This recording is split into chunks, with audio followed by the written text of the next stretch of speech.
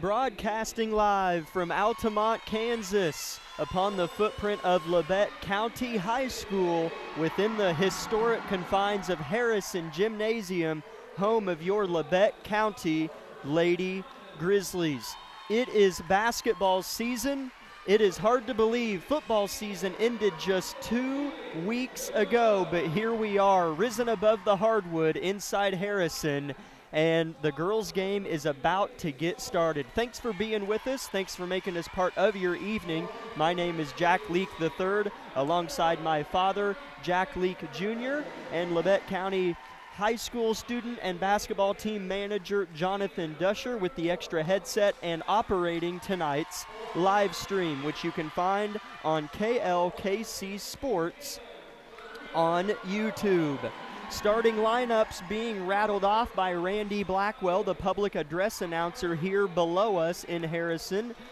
Frontenac, the visiting team. Labette County, of course, the home team. Basketball game number 1 for the season. Dad, pretty hard to believe we were just across the railroad tracks at Lucas Field 2 weeks ago. Yeah, isn't it funny how year after year, football ends and then you have this built-in 2 to 3 week pad and then you go into basketball. Yeah, this has a really odd feel to it, but hey, the party started, the band's rolling, the cheerleaders are going, and the teams are walking out to midcourt, so I guess it's time to rock and roll and get basketball started for this year, so I'm excited. Starters for Labette County, a little bit different than last year, huh? Number 13, a senior, Millie Carnahan. Number 22, a sophomore, Presley Whitty. Number 24, a senior, Keely Good. Number 40, Amory Baker, a senior as well. And number 52, a sophomore, Kaylin McCoy. We'll get Frontenacs here in a moment.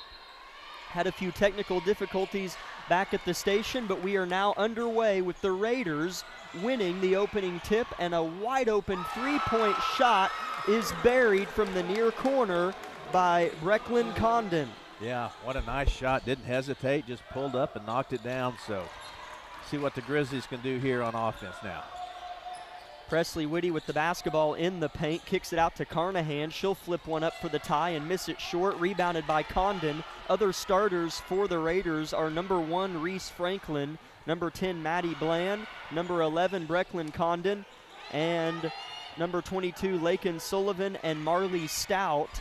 Raiders with the basketball. Whitty forces a jump ball, and it'll go back to Labette County. So it's 3-0 Raiders. Game just started if you're joining us, and the Grizzlies have the basketball. Yeah, both teams are pretty juiced up. This is kind of what you'd expect in the opening seconds of the first ball game. Presley Whitty in transition finds Amory Baker, who was great last year for us. Here's Keely Good, misses one short, rebounded by Franklin. Right to left, the Raiders are out and running at the cup, and the layup's missed, rebounded by Millie, and she's fouled going the other way. Let's talk about Labette County, the Lady Grizzlies last year under head coach Brianna Vollmer. Went to state, sub-state champions, won the sub-state championship game at Fort Scott. Labette County had one of the best guards in the state in Landry O'Brien. The Boss twins, Jaden Davis, Anna Cantrell, Maddie Bevins. Such a good team last year as Carnahan misses another 3. But now you get to see some of the blossoming take place with some of those players that played last year in Carnahan, McCoy, and Amory Baker. Yeah, and again, just I'm kind of talking about last year and this year, but yeah, lots is going on right now. Both teams are kind of playing in a scramble. I feel like Labette County's trying to settle in. We're seeing a lot of these young kids for the first time out here, so in a starting role. So give them a minute or so, and we'll settle in and look a little different. Raiders have the ball, and their entry pass on the inbounds is intercepted by Amory Baker. And speaking of interceptions, Franklin gets one and finishes at the hole. It's 5-0 Frontenac here in Altamont. 6:15 left in the first quarter. Whitty has the ball picked from her pocket. It's on the deck, and a jump ball will keep it with Labette County. 2 Grizzlies set to check in here early in this one. It's number 10, Kylie Roberts, a junior, and number 12, Jackie Scholl, a sophomore. Just a lot of new names this season. pretty evident to me Frontenac's going to find out if we've got a guard that can get the ball up the floor on the press. So we're going to have to figure that out. Millie Carnahan is going to have a good season if Labette County is going to be great this year.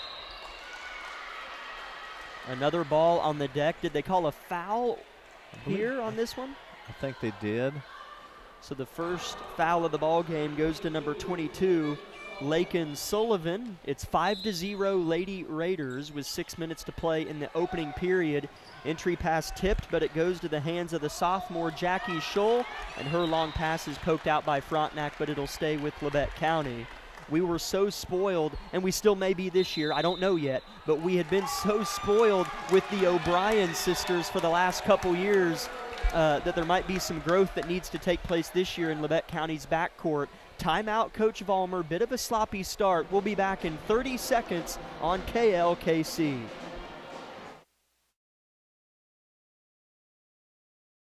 Here's a bright idea. Streaming without buffering. It's not 2014. There's no reason for laggy internet and buffering shows.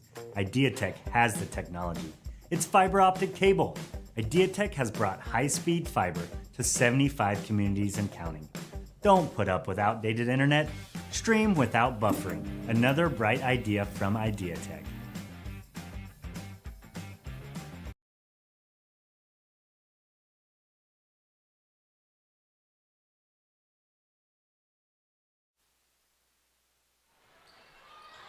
Welcome back in, Grizzly fans. Jack Leak and Jack Leak live from Harrison Gymnasium, where the Lady Grizzlies trail in the season opener to Frontenac 5-0. And another foul here on Frontenac. That'll be their third as a team in the first 2.5 minutes. And Dad, there was a new rule implemented 2 years ago where the fouls reset each quarter. And so after 5 fouls in a quarter, you go to the free throw line and shoot 2. Here's Carnahan with a 3 from the corner, and the ice has been broken in the 25-26 season. Yeah, I like how Millie just caught and shot. No thanking, just released it. Real pretty shot. So, yeah, let's see if that can't maybe loosen us up a little bit. Ball goes into the paint for Frontenac, and it is poked out of bounds, but they say it rolled off of Stout, and so Labette County will get it fresh out of a Coach Vollmer timeout, down by 2 now with the basketball. Yeah, I look for this Labette County team to just make some massive improvements all season long. So there'll be a lot of growth take place with this group. Be fun to watch. It will be. Here's a pass intercepted, and Reese Franklin with it, and her left-handed shot is good, plus the foul. Franklin, an athlete that you told me some fun facts about before the night started. Yeah, a couple of them. Well, her mom and dad both are Labette County graduates, really two good people, good families. And Reese, as a freshman, that's 5'6", was the state champion high jumper. Wow. For what is Frontenac, class 3A? Anyway, that's fun. Jonathan, did you see who that foul was on for Labette County? We'll see if they put it on the scoreboard in a moment, but Franklin finishes the three-point play, and Labette County trails 8-3 with 5 minutes to play in the first quarter. Frontenac applying some pressure, but Labette County breaks it. Ginger Weathers in the game for Labette County now, and Millie Carnahan gets fouled, and she'll shoot 2 free throws from the stripe. Like Labette County did a better job of trying to break that half-court trap by passing the ball, not letting the ball get stuck in someone's hand and trying to dribble it up, but making some good inside passes. Millie's first free throw rolls out. She'll get one more try. Amelia Carnahan, a senior this year, had to play some big roles in some games last year. She was big in a win up at Burlington where Labette County got second place. She'll miss the second one as well, but she kind of played in the shadow of Landry O'Brien, and this year it's the spotlight. And so it'll be fun to watch her answer that call and wear that crown this year and become a better and better point guard every game. There was a lane violation on Frontenac, so Millie got another try, and she makes it this time. So it's 8-4 Raiders.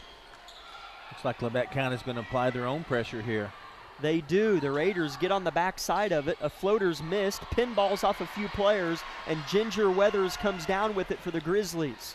This is better for us to play in transition rather than to have to try to throw the ball in against the press. Sloppy pass inside, stolen by Frontenac. They're out and running. Sullivan at the hole scores it with the left hand. I know Labette County's looked a little bit sloppy early, but the Raiders have impressed me. Yeah. Frontenac's got a good game plan. It's obvious. They're going to find out whether or not we can get the ball up the floor or not. And, I agree. Playing good defense. They look loose, working the ball on offense and getting some good shots. So, Labette County's opening with a real class team, and they only have, 8 players total, Frontenac? 8 players total. Seniors, so yes. Maybe we can press them and gas them out a little bit, too, in our favor. So there was a foul there in transition, and Kylie Roberts is going to get to shoot 2 free throws because that was the 5th team foul on Frontenac of the quarter, and there's still 4:15 left in the first quarter. So if Labette County can try to get to the free throw line, maybe they can get back in it, as that was the 2nd personal foul on Maddie Bland, and Kylie Roberts misses both free throws. And that's another thing. If the Raiders get in foul trouble, they only have 8 rostered girls. Yeah, that's a good point, actually. They might have to dial back and go to zone if they get into any kind of trouble. 3-point shot airballed by Condon. She hit one to open the game, but misses this one. And so it will be Lady Grizzly possession here. The 5 Grizzlies on the floor for Labette County. Checking in is the freshman Peyton Davis. Jaden Davis, if you remember her from last year, I'm sure you do, her little sister. Alongside her, Ginger Weathers, Millie Carnahan, Kaylin McCoy, and Keely Good, who hoists a 3 and misses it off the heel, rebounded by Stout. A lot going on right now, a lot of girls moving. Coach Vollmer, it's going to take some weeks to maybe figure out what she has. It is, yeah, and some of this stuff you just don't know until you play a game. Another 3-pointer missed by Frontenac, but they get the offensive board. They lead 10-4 with 3.5 minutes left in the opening period. Step back 3 at the top of the key is gonna get the friendly trickle. Marley Stout buries it. Gosh, got to tell you, that was a confident shot too. So, yeah, Frontenac's looking really good right now. We're gonna have to really buckle down defensively. Frontenac played on Tuesday night against Paola. Labette County throws it away again. Right to left, Raiders long pass in the paint. A little fade turnaround jumper misses strong, but it's picked up by Bland. She'll kick it out. The Raiders really smelling blood. Lady Grizzlies out of sorts. An offensive rebound and putback is no good, but a foul and 2 free throws for Marley Stout coming up, as she stands at 6 foot tall and she's posing a threat. Yeah, and I hate to say it, but right now we're getting beat back. We're getting beat on the boards, and some of that's just hustle. So I think a lot of it is Labette County needs to settle down. Our confidence will come in time, and so will our aggressiveness. So, again, I look for this team, even in this game, to make some vast improvements as we kind of work along here. Presley Whitty and Amory Baker check back into the game for Labette County. Stout made the first free throw as well as the second. Frontenac very efficient, 3 for 3 from the stripe. 2:45 left in the period. Boy, Labette County laboring here. A transition layup is missed, but a foul, and Franklin is going to shoot 2 free throws. She's got 5 early points and leads all scorers, alongside Marley Stout, her teammate, with 5 points as well. Yeah, it's one thing to have a turnover when the team plays really good defense, but when kind of have an error and just some bad passes and things, we really can't afford that. First free throw, a pure swish from Reese Franklin. As mentioned just a little bit ago, the Lady Raiders played on Tuesday night against Paola, and they won 59-28.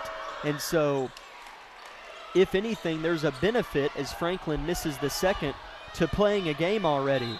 As here's a travel on McCoy. Labette County was trying to get out in transition. They trail 16-4, 2.5 minutes left in the first quarter. But it's usually sloppy early in the year, so it's advantage Raiders for playing a game already this season. I think so too. Here's an intercepted pass by Peyton Davis, and she's underneath the cup and has it stripped from her possession. Here comes Frontenac swimming through the waters of the hardwood right to left. What a good move by Franklin. She misses though. McCoy with the rebound, a jump ball or a foul, and a jump ball keeps it with Frontenac. Yeah, that's probably the right call. I was hoping for a foul down low, but a little better series the last couple down here for us.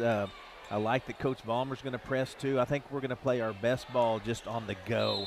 So I like to see that. A nice set play for Frontenac, but the little bunny at the rim misses. Here's a chance for Labette County to get on the board again, but Peyton Davis misses it, but she's fouled in transition. And so the freshman, who is impressing, a gamer just like her sister was, she's going to go to the line and shoot 2. Yeah, that looked awfully good. And again, feels like just moving the ball and letting our kids react. When we get set on offense, I don't know, all of a sudden we kind of tighten up and don't want the ball or want to kind of dish it off. So a lot of these growing pains are just going to come along here with this young team. So far tonight for Labette County, we've seen many faces that we didn't see last year, but Peyton Davis here misses the first but makes the second. She's a freshman, and we've seen Scholl, a sophomore, and McCoy, a sophomore, although Kaylin played big minutes last year. Labette County gets a steal, a long pass in transition goes to Davis, back to Carnahan, and she's fouled low, and they're going to call that on number 5. Jocelyn Ashbacher.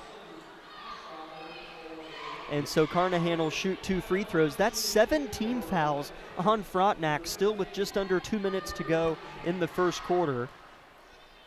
Yeah, I like it. I like moving the ball like that. I feel like we're loosening up. And now Frontenac, after that foul, they're looking around at their coach saying, what? All these little things are slowly kind of starting to settle down a little bit for us. So we just need to be patient and try to creep back into this by halftime. Millie makes both of those free throws. The score is Frontenac 16, Labette County 7. Yep. Intercepted pass by Carnahan, and now Labette County can smell some blood a little bit as they've gone on a little run. Carnahan traveled, but no whistle. But ball don't lie, as the cool kids say. She throws it away after the missed call, and the Lady Raiders have it with 90 seconds left in the opening period, as I think that was 3 personal fouls. At least that's what it shows up there on the screen. I don't think that's right because Ashbacher just checked in. I'm not going to say that because I don't think that's accurate.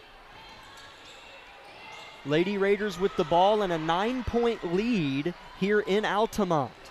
Stout with the ball. Andy Stout checking in.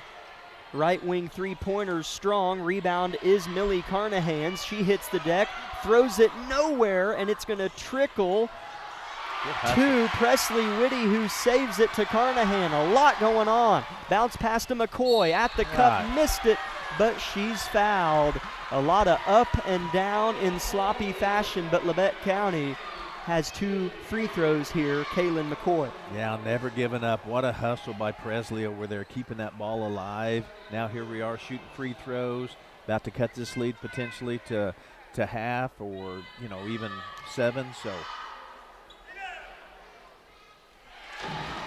Kaylin's first free throw is good. Kaylin played a lot for us last year, it felt like, underneath.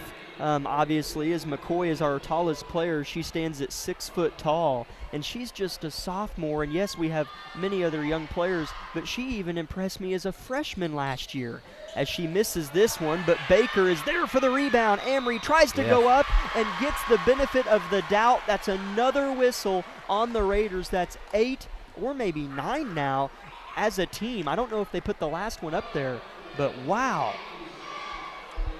Yeah, and these are starting to become real, again, with a team that has 8 players. Right.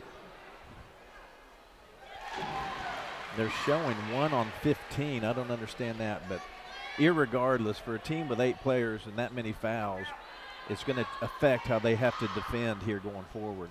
Baker made the first free throw and missed the second. Labette County trails 16-9 with 50 seconds left in the first quarter. And now the refs feel like everything needs to be a foul because of how they've elected to call this game already. And here's a foul on McCoy for Labette County, so 2 free throws coming for Ashbacher. Yeah, Ashbacher did a nice job of kind of getting inside there and just did the right thing, went up with it, and almost always underneath, if you go up and someone's kind of draped over you, even if they don't foul you, there's a 50-50 chance it'll look like it to a ref, so she did the right thing there. Ashbacher misses the first free throw. The second one is made, and that was the 17th free throw of the ball game. Combined, both these teams. Labette County trails by 8. A near travel by Davis, gets out of jail, finds McCoy underneath. Near travel again. Here's Whitty from 12 feet. Missed it, did Presley. And yeah, that's a good call as Baker bumped into the back of the rebounding Raider. And I think they're going to get Carnahan on that foul, actually. So the Raiders will have the ball and get to shoot 2 free throws due to that being the 5th team foul on Labette County. Yeah, and you know, this has just been a whirlwind of a first quarter here. I'm exhausted. And it's really, I hate to say this, but it's 17-9, you know, down 8, couple of buckets, you know, type things. So, I mean, with what I've witnessed, I feel okay about the score right now. Stevie Likely checked into the game for Frontenac, a junior, and she's the one shooting the 2 free throws. She missed the first, and the second one is on its way, and it is good. So the Raiders extend their lead to 9 with 36 seconds left. Did they say a lane violation there? I think they did, so no free throw for Likely, and it's 17-9. Kaylin McCoy with the basketball, tries to find somebody. Whitty misses the right-handed layup, pokes it out to Kylie Roberts, who just checked back in. Davis wants a 3 and missed it short, and a foul going the other way on Labette County. And it was an offensive foul, and so I don't know if it results in 2 free throws or not, and it will. So we will walk the distance and 2 more free throws for the Raiders. This will be free throw 20 and 21 of the first quarter for these 2 teams combined. Yeah, all this fouling's keeping both teams, especially us right now, from getting into a rhythm or a flow or whatnot. It's broken up about every 10 seconds. Both teams need to clean this up, so, you know, just keep the game rolling and keep the players playing. First free throw for Bland is good. Spins the ball back to herself, eyes down the rim, fires away, and hits. So the lead for Frontenac is double digits for the first time tonight, 19-9. Presley Whitty, Kylie Roberts, Ginger Weathers at the cup, 1 dribble, no, a travel. Turnover Grizzlies, and Frontenac will get the last shot, presumably, of the first quarter with 12 seconds left. Yeah, that'll come. Ginger caught that ball and just didn't expect to be that wide open. Andy Stout with the basketball, throws ahead to Maddie Bland. Back across to Brecklin Condon, 4 seconds downhill, 3 seconds floater. Far off, no good. Offensive board, put back, no. That'll do it for the first quarter in Altamont. Raiders 19, Grizzlies 9. Back in 1 minute here on KLKC.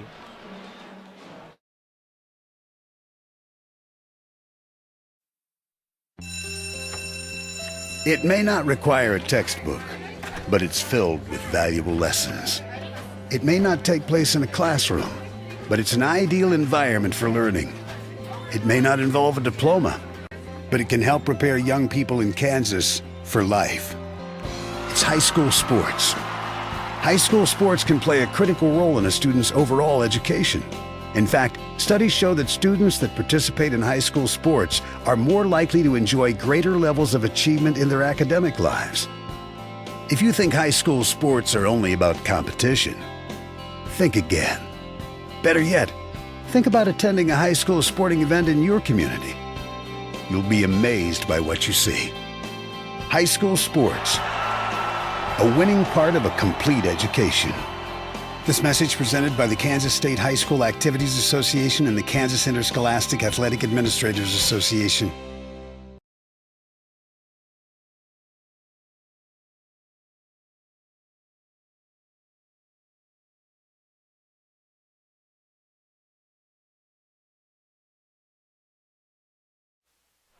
Welcome in, Grizzly fans. We're live from Harrison Gymnasium for the first time this year. We get to broadcast Labette County Grizzly basketball. The Grizzly football team just wrapped up their best season ever 2 weeks ago, made it all the way to Sub-State and got to host that game at Lucas Field just across the railroad tracks behind us here in the gym. What a fun season that was, and boy, it almost doesn't feel like, even though we just had a quarter of it, that basketball season is here. Still trying to get my mind kind of wrapped around that. Longest football season I've ever done. Yeah, how blessed are we to, in 100 years of competition, over 100 years at Labette County High School, we saw the best season. Yeah.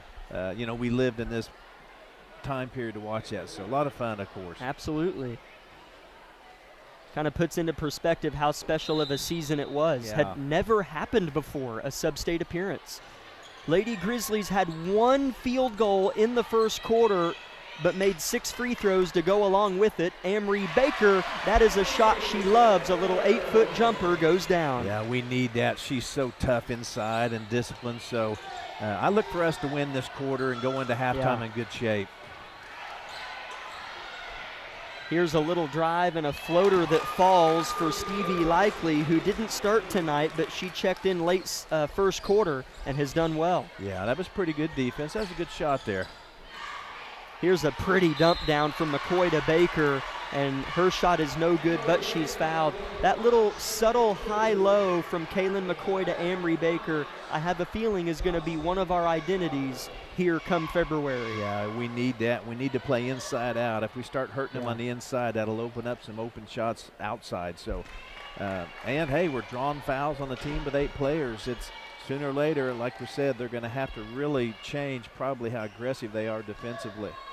First free throw too strong for Baker. She'll try to correct it here. It's on its way and short. Rebound Raiders. Whitty defending tightly Condon, and she stepped out of bounds. Turnover Raiders. I got to tell you, I was holding my breath. I was afraid she was going to get called for a block there, but Presley, way to go. Just led her to the out of bounds, and she stepped out. So Labette County has the ball down by 10. A lot of people here on opening night in Altamont. Good turnout from Grizzly Nation. Keeley Good left wing. Baker tries to dump it down and has it intercepted by the Raiders, number 15, Andy Stout. Left wing pounding the rock now is Bland, and the far side pass goes high over the head of Likely, and the Raiders turn it over. Grizzlies down by 10. 6 minutes, 50 seconds left in the half. Well, I'm liking the confidence and look in our freshman Davis tonight. Yeah. McCoy harassed on the left elbow. Presley Whitty, good find. Baker goes up and missed it. Long tip, Keeley Good, left corner. She'll drive, kick out. Davis, no hesitation, in and out. Boy, she's going to make some of those this year. Yeah, I like that series. We had some good looks. We'll make most of those shots. Frontenac with the basketball in a half-court set. Bland left open, misses the 3 left. This has been a fast game. Lady Grizzlies still want to push it here left to right in transition. Yeah, now we got Frontenac looking a little off balance on the offense, shooting some silly shots. So McCoy, left elbow, left open, and missed the 7-footer. There's Baker fighting, and she's fouled. Either going to be on Ashbacher or Bland, and they're going to get Ashbacher there, and 2 free throws for Amory Baker, who's been busy. This will be free throw 5 and 6 for her. Yeah, another good look for us. I feel like McCoy had a good shot. Baker, of course, in position, got a good shot, and she knew enough. When you're inside, you go up. Doesn't matter if you get stuffed, you're going to draw a foul most of the time. So Scholl, Weathers, and Roberts check in for the Grizzlies. And number 34 for Frontenac. awesome.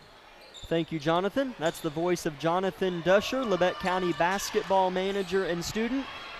You did the Sub-State Championship game last year with us on the broadcast, didn't you? Yes, sir, at Fort Scott. That's right. Might remember him from there. Frontenac misses a shot underneath, but it's rebounded by Marley Stout. And this time another bunny is rebounded by Baker, and she's fouled. Amory did such a good job there defensively. She went straight up. Her arms were straight up. She knew the girl was in the paint, so she only had 3 seconds to get the shot off, so well played there. Scholl with the basketball, throws it to Weathers underneath, and they're going to call a travel. Lost her footing and fell with the basketball in her hand, and so a turnover. Grizzlies is going to give the Raiders the ball. It's 12-21, Raiders with the lead, 5.5 minutes to go in the half here in Altamont. Labette County beat this Raiders team 41-23 last year at their place. Here's a three that misses for Maddie Bland. Rebound by herself. Kick out, right wing three, misses short, barely grazed the rim, and it lands out of bounds and will be Labette County ball. Yeah, I continue to feel just a little shift here in some of the momentum maybe. I feel like the Grizzlies are still a little spun up offensively. We just need to kind of settle here. Keely Good dribbling with her forearm in the chest of her defender, but they never called a foul. And she dribbled kind of out of bounds, so, well, it was poked out, so it'll stay with Labette County. Good will check out, and I believe that was Davis that came back in. Yes. So it's Davis, Scholl, Roberts, Baker, and Weathers. Entry pass intercepted, and a subsequent foul on the Grizzlies, Ginger Weathers. And so this kind of foul-heavy fashion of the ball game continues. Yeah, and you always hate those when you're transitioning back and you kind of stay back and get a foul in the backcourt like that. So, hey, it happens. Just trying to hustle. 5 minutes to play in the half. Grizzlies applying pressure. Pass across the half-court line goes to Franklin, loses her dribble, finds her teammate at the top of the key. Sullivan dribbles with the right hand to the cup, and guess what? A foul. You guessed it. Those aren't birds in the background. And it'll be 2 free throws for Sullivan. Yeah, and I felt like a lot of fouls. Really jumping to the ball and played well, but she saw a seam and drove, and I guess we hacked her. Lot of fouls. First free throw is good for Sullivan. She's got 3 points. There have been 4 different scores for Labette County and 7 different scores for Frontenac. 7 out of 8. 7 out of 8 Lady Raiders on the basketball roster have scored. Sullivan makes the second free throw. 23-12, Raiders keeping arm's reach. Here's Scholl. Picks her dribble up, reverses it to Davis for Labette County, and a pass intercepted. That's been a common theme a little bit. Some of those perimeter passes stolen, and Sullivan is going to shoot 2 more free throws. She's fouled in transition. Yeah, that's a frustration foul there by Davis. She's upset at herself for, in some ways, throwing the ball away. I mean, they jumped the ball, but yeah, we have to really do a better job of protecting the ball here. This free throw misses everything for Sullivan. She gets high fives from her teammates. Checking in for Labette County is number 32, Erin Dickens. She replaces number 21, Peyton Davis. Erin Dickens, another new name for us this year. She's a junior. And the second free throw misses for Sullivan, and a little layup underneath is good for Andy Stout, and now all 8 Raiders have scored. That's interesting. Labette County here, just, I hate to say be patient, but we do. I feel like we feel like we have to catch this game up right now. They're going to call 3 seconds in the lane on Ginger Weathers. She caught a ball and had good post position, but 3 seconds caused a turnover to take place. Raiders lead 25-12. Timeout, Coach Vollmer for Labette County, and we'll be back in 1 minute here on KLKC. Here's a bright idea. Make sure you put your pants on before leaving the house. Sure, it seems simple, but sometimes simple doesn't happen. At Idea Tech, we think it's simple to have real people who live in Kansas helping customers. We understand that not everyone in our industry agrees, but then again, not everyone puts on pants before they leave the house.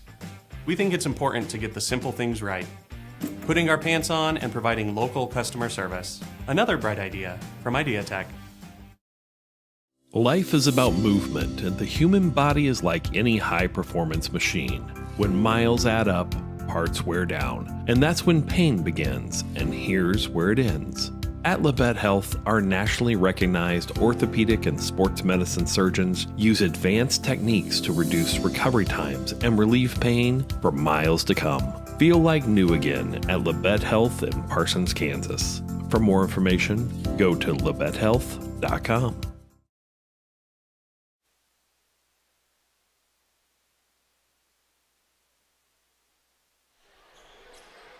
4:15 left in the first half here in Altamont, Kansas. We have another quick whistle and a foul on Labette County. I believe that's going to go on junior Aaron Dickens. It's Raiders 25, Grizzlies 12. The Grizzlies have just 2 made baskets on the night. And that'll be the 4th team foul on the Grizzlies. That was on Weathers. Oh, it was? Okay, thank you. And that's 3 on Ginger. Thank you.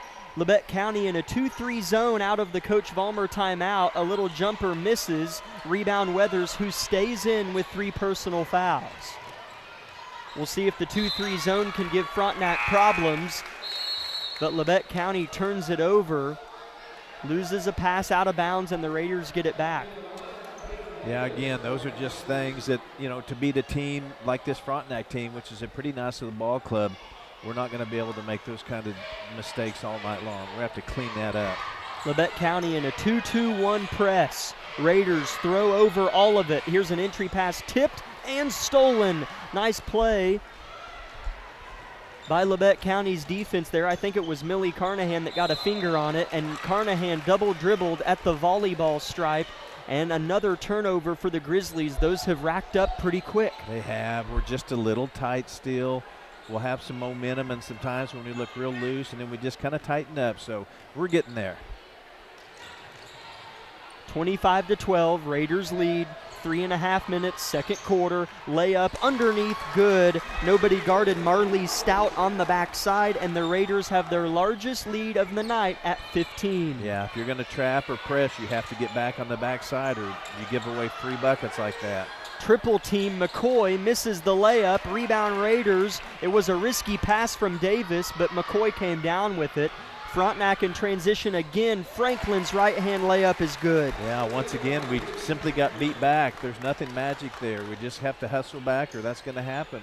Franklin leads all scorers from both teams with 8 points. Dickens open from 6 feet, had it blocked, and she's going to let it go out of bounds.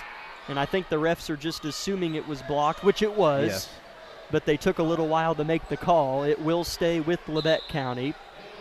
3 Lady Grizzlies check in, Presley Whitty, Amory Baker, and for the first time tonight, senior center Carson Moore. She's 5'10", and I believe it was her, unless I'm getting my girls mixed up, had a good JV season last year, and so hopefully Carson Moore can give us some points inside. Labette County misses a jumper from Whitty, and the Raiders have it, and a pushing foul on Kylie Roberts will send Frontenac to the line. That's their 5th team foul. Trailing 29-12 are our Grizzlies. Yeah, this game's kind of slowly slipping away from us here. We're just, need to tighten up a lot of the turnovers, some of the sloppiness, and again, just getting back on defense. Some basic stuff. First free throw good by Franklin. She is looking to become the first lady in double figures tonight if she makes this free throw. Number 10 checks in. Number 10 checks in for 15 for Frontenac. Maddie Bland came in for Andy Stout. Thank you, Jonathan. Second free throw good for Franklin, and she has 10 points. She's 4 for 5 from the free throw line. And checking in for the Grizzlies is Keely Good in place of Roberts.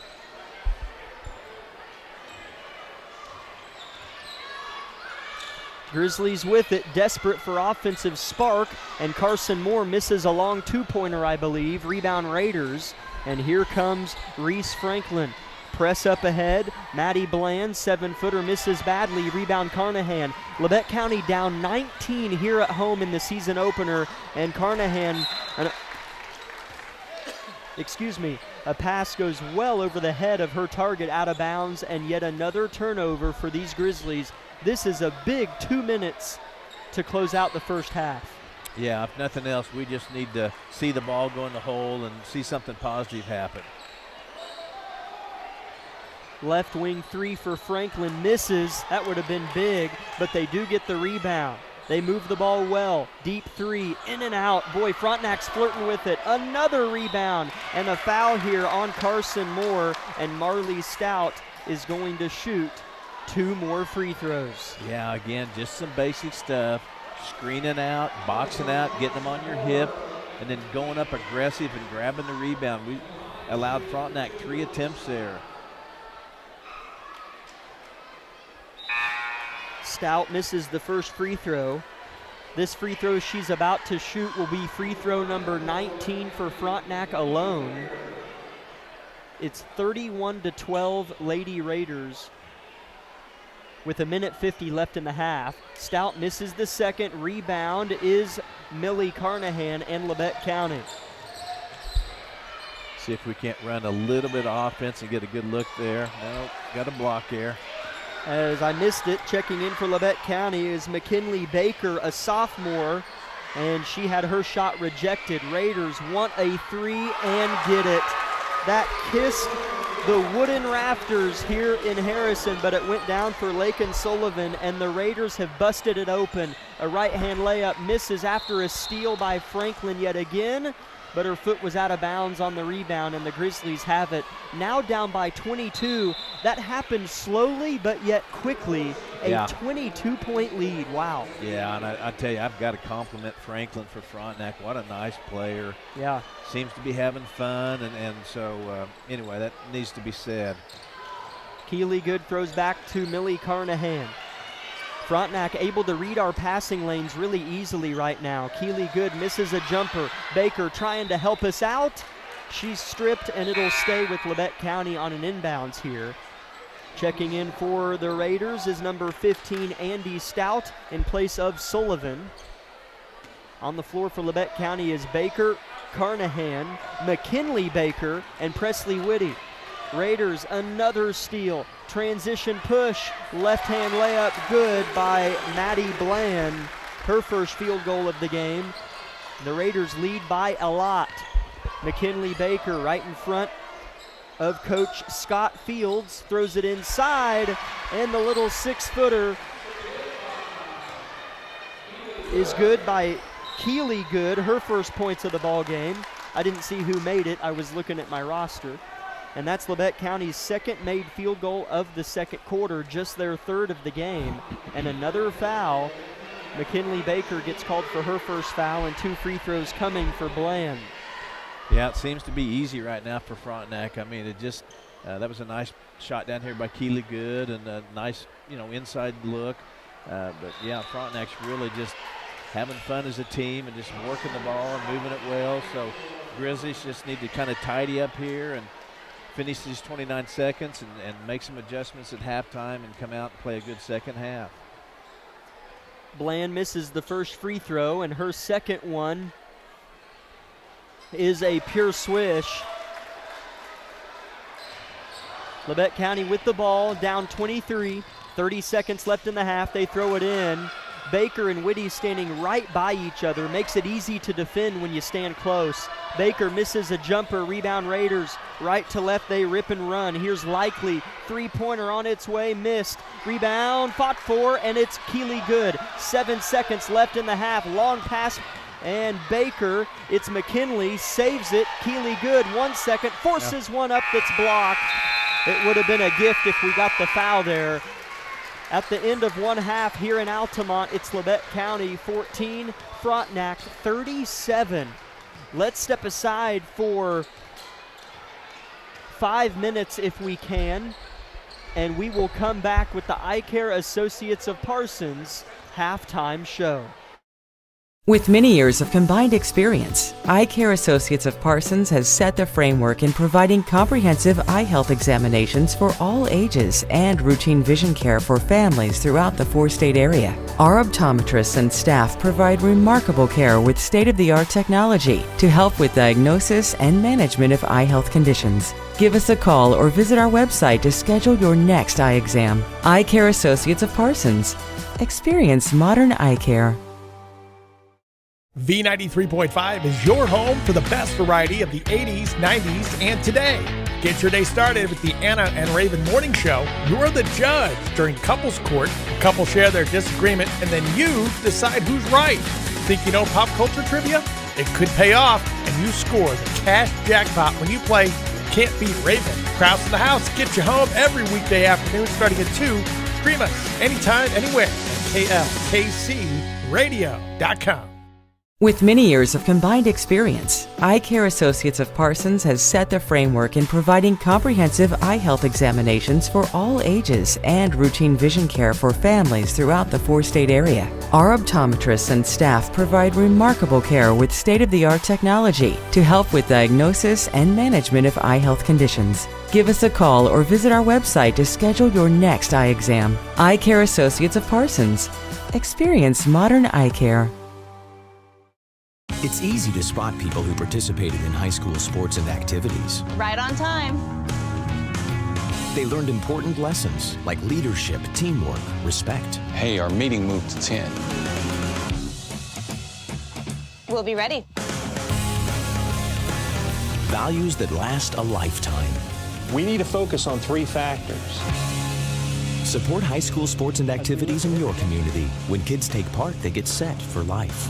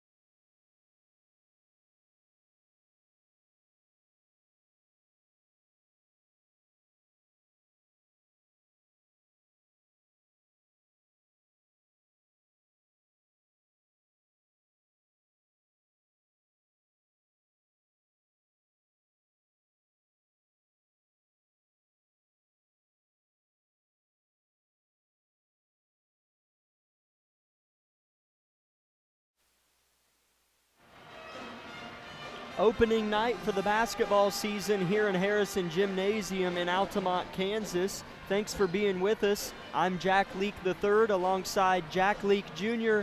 and Jonathan Dusher on the live stream. The Lady Grizzlies trail the Raiders of Frontenac 37-14 at the halftime break. This is the Eye Care Associates of Parsons halftime show. Well, the script of the first quarter was a copy and paste of the second quarter, Dad. Quite a few turnovers for this Labette County team that, look, the amount of improvement that we are going to see take place with this team is going to be so fun to watch, and I can't wait. They're so young, and it's the first game of the year, and Frontenac's actually pretty good. So what we watched is not just, oh man, we're going to have a rough year. No, I don't think so. But there are a lot of things that went into some of those turnovers, some kind of lazy passes that were pretty easy to predict, and some unforced transition pushes. So I think we'll be okay. See if we can't get back in this game, but just a lot of that we weren't used to seeing the last few years, but that's okay. Yeah, and you know, Coach Vollmer's played. We talked a little bit about this during the break. I think we've probably seen 10 or 11 different players, which I love. Different rotations and some young kids and a mixture of some of our seniors and juniors. Yeah, I agree with you. I think Frontenac's got a nice little team. They really do. I mean, you see there's only 8 of them, so you think you kind of draw a conclusion about a team that has 8 players. But they've got some talent on those 8 players. And I see a Labette County team who I hate to say is trying to do too much, because you always want to try to do your best. But we're playing a little spun up. We stayed a little tight, in my opinion, the entire first half. That's kind of where we saw some of the travels and some of the, you know, the bad passes that will come as an athlete settles down. And Coach Vollmer's smart enough to know you just got to play through it sometimes. You can't just keep calling timeout and say relax. You just stay out there, rotate kids in and out. And sometimes you just have to play minutes to kind of develop that composure. So I'm okay with what I've seen. We've had some moments here, but yeah, like you said, we'll continue to grow and settle into who we are this year. Yes, yeah, you were pretty close. Coach Vollmer played 12 different girls in that first half, so a lot. I mean, that's 4 more girls than Frontenac has on their basketball team. And so there were a lot of Lady Grizzlies getting in there, and it's going to be fun to kind of watch. I don't want to say from the ground up, but something really grow this season, because, you know, like we had been pretty spoiled with some seasoned players that are pretty good at basketball for the last few years, and so they were, you know, not at their best early, but they were still pretty good early in the season. So it'll be fun to get to watch a group learn who they are, what they are, how to develop, how to grow, and just really improve as the weeks go on. So it'll be fun to watch that happen. In the first half for Labette County, Millie Carnahan led the way with 6 points. Amory Baker had 4. Keely Good with 2 points. Kaylin McCoy and Peyton Davis chipped in with a point apiece. For the Raiders, they had multiple players score. Franklin was the lone lady in double figures with 10. Maddie Bland chipped in with 5. Condon had 3. Sullivan had 7. There are 2 different Stout girls. I'm assuming they are sisters, but Marley Stout had 7 points. Ashbacher had 1. Likely had 2. And Andy Stout had 2 points as well. At the end of the first quarter, it was 19-9 Frontenac, and then in the second quarter, the Raiders outscored Labette County 18-5 to give us our halftime score of 37-14 in favor of the Raiders. Again, this is the Eye Care Associates of Parsons halftime show, brought to you by Doctors Newland, Gilmore, and Ray. We will be back in 1 minute with more halftime show.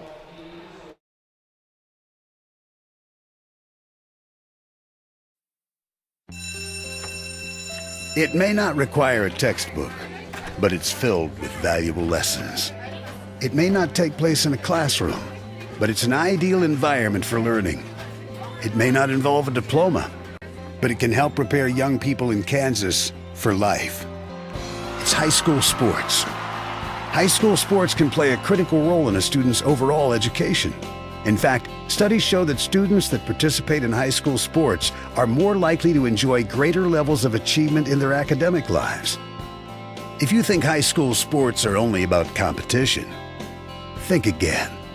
Better yet, think about attending a high school sporting event in your community. You'll be amazed by what you see. High school sports, a winning part of a complete education. This message presented by the Kansas State High School Activities Association and the Kansas Interscholastic Athletic Administrators Association.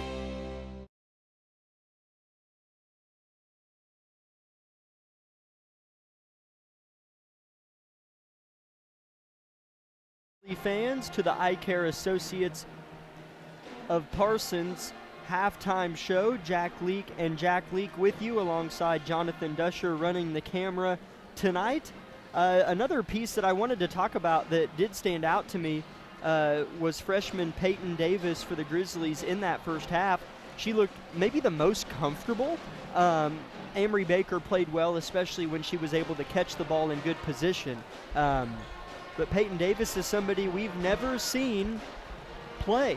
I mean, last year she was playing 8th grade basketball for the Altamont Eagles. Yeah. And so she's out here tonight and looked really good to me in that first half. Yeah, I agree. She seemed to want the ball. You could just see in her body language that she felt composed and wasn't the least bit intimidated to be out there with some juniors and seniors, and just felt like she belonged. And it's funny, the paradox of all of it is sometimes, oddly enough, a senior player can take on some stresses or some expectations, some pressures. They don't need to, but as a senior, they almost feel like they should do something. And so, and when you're a younger player at times, you feel like, you you can have a looseness about you for that reason. So, but yeah, really pleased to see some good play at times from some of our younger players as well. So we'll see what we can't put together here this second half. Yeah, I got to watch Peyton Davis at AGS back in grade school, and she plays fast and she plays fearless. She's not afraid to drive, and she plays full speed all the time. She gives 110% effort on defense, and is always just flying around. Well, that sums it up. It really did. We saw flashes of that in the first half, and so it's going to be fun. She's going to have nights where she is the talk of the post-game show, and that's obviously not a discredit to anybody else. I just think it's a credit to how good I think Peyton can be. So it is going to be fun to watch the freshman grow alongside her teammates this season. A minute and a half until the second half begins. We'll see if the Lady Grizzlies can get back in this one. I don't think they're that outmatched tonight. I think that just those turnovers killed us. And so we'll see if Labette County can hold on to that rock in the second half, right the ship, and chunk their way back into this thing. It'll start with a good third quarter, and then we'll see what things look like down the stretch. This has been the Eye Care Associates of Parsons halftime show. Labette County trails 37-14, back in 1 minute with the second half. At Labette Community College, we're passionate about medicine and compassionate about people. Our highly trained instructors provide innovative career-specific education in the field of diagnostic medical sonography. Do you already have an associate or bachelor's degree in healthcare? Earn an additional certification in sonography. LCC offers a 12-month completely online program with a clinical component. In as little as 1 year, specialize in OB, abdomen, or vascular. For more information, text pound SONO to 620-293-6671 today. Apply online at labette.edu. Discover what you've been missing in Parsons, Kansas. Curious Minds Discovery Zone, a children's museum that inspires a love of learning, with hands-on exhibits for all ages to imagine, create, learn, and discover. Kids enjoy looking through microscopes, building on our magnetic ball run wall, creative play in our doctor's office or grocery store, and lots more. Discover, explore, Parsons, Kansas.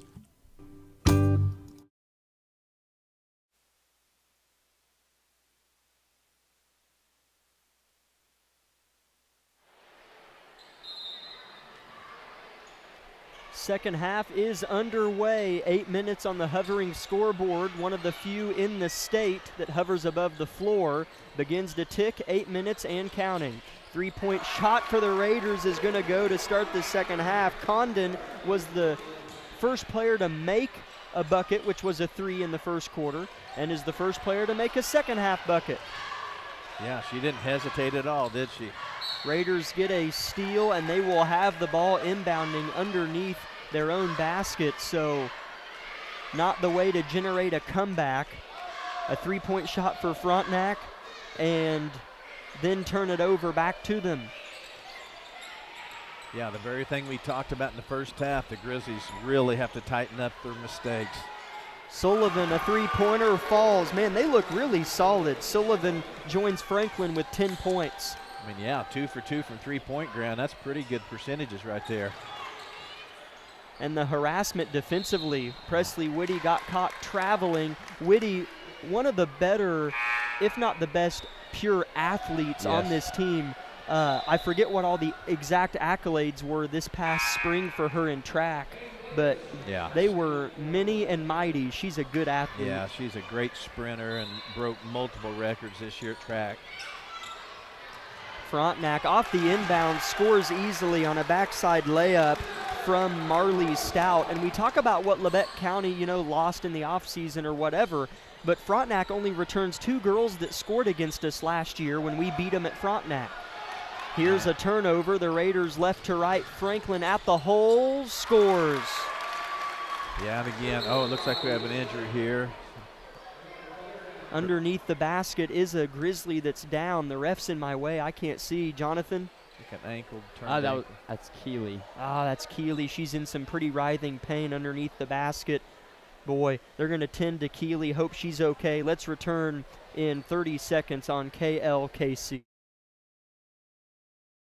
It's easy to spot people who participated in high school sports and activities. Right on time. They learned important lessons like leadership, teamwork, respect. Hey, our meeting moved to 10. We'll be ready. Values that last a lifetime. We need to focus on 3 factors. Support high school sports and activities in your community. When kids take part, they get set for life. Discover what you've been missing in Parsons, Kansas. Curious Minds Discovery Zone, a children's museum that inspires a love of learning, with hands-on exhibits for all ages to imagine, create, learn, and discover. Kids enjoy looking through microscopes, building on our magnetic ball run wall, creating play in our doctor's office or grocery store, and lots more. Discover, explore, Parsons, Kansas. That's not too major for her, and she can return soon. Labette County trails 47-14 in this one with 6:50 left in the third quarter. So Frontenac, in 1 minute and 12 seconds, have scored 10 points on our Grizzlies whenever it needed to be the other way around if we were going to get back in this game. Yeah, at this point, you just continue to play discipline, chip away. Of course, you don't quit. This group will never do that. But you focus on the play at hand and just see what you can accomplish with each possession. Boy, Labette County turns it over here in the corner. We need to score, but I'm looking for a good shot before that happens. Labette County struggled to get good looks against this Frontenac defense.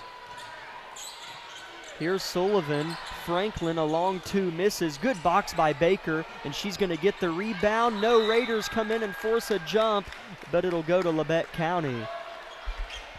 Yeah, that's a fair point you made. We seem like we're, again, just a little scrambled and just can't settle in and run a little bit of offense or, just kind of on the go here. So Frontenac's really kept us off balance so far most of the game. Labette County dribbles kind of off their feet. Frontenac picks it up, and then Labette County gets it. Kaylin McCoy the loose ball. And then a turnaround foul on Reese Franklin for Frontenac. A bunch that plays really hard for head coach Scott Fields. He's assisted by Andrew Stout. And speaking of assistants for Labette County, that's the third personal foul on Franklin. She'll check out. Ryan Taylor, who just began teaching in our district this year, is an assistant for our girls basketball team. Labette County turns it over, and here is an and one in transition for number 15, Andy Stout. And the foul, I believe, is on Davis, if I saw it right. That's her second. Anytime the ref sees your arm go slap down like that, even if you hit him or not, that's a foul, or it gets called. The and one attempt is good, and it is 50-14 Frontenac with 5:50 left in the third quarter. And we have a full timeout called by Coach Vollmer. We will keep it here and thank a few sponsors for allowing our broadcast to take place. We would like to thank Bowen Pharmacy, Labette Health, Labette Community College, Forbes Hoffman Funeral Homes, Idea Tech, Labette Center for Mental Health Services, Community National Bank, the Corner Store of Altamont, Commercial Bank, Elm Haven Nursing Home and Woodridge Estates, the Unified School District, USD 506, Clemens Insurance Agency, SEK Orthopedics, Doctors Mosier and Meister, Tank Connection, Wood Insurance Center, the Bartlett Co-op, and Labette Bank. The Raiders have outscored Labette County 13-0 to start the second half and have extended their lead to 36 with 5:50 left in just the third quarter. It's been quite the showing for Frontenac, a team that played on Tuesday night and defeated Paola at home by a good margin, and they are on track for a 2-0 start on the back of two big defeats. But we'll see if Labette County can get that train off of its tracks out of the Coach Vollmer timeout. Yeah, looks like Frontenac's going to keep the heat turned up, so we're going to have to learn to deal with it.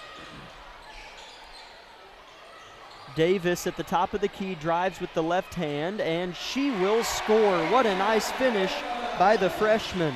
Boy, it sure was. Went downhill with the left hand, shot with the left hand, so that was really nice. Jackie Schull nearly got in the passing lane. Oh boy, Frontenac beats us back. A little head fake layup, misses out of bounds off of, they say Frontenac, and Labette County will get the basketball.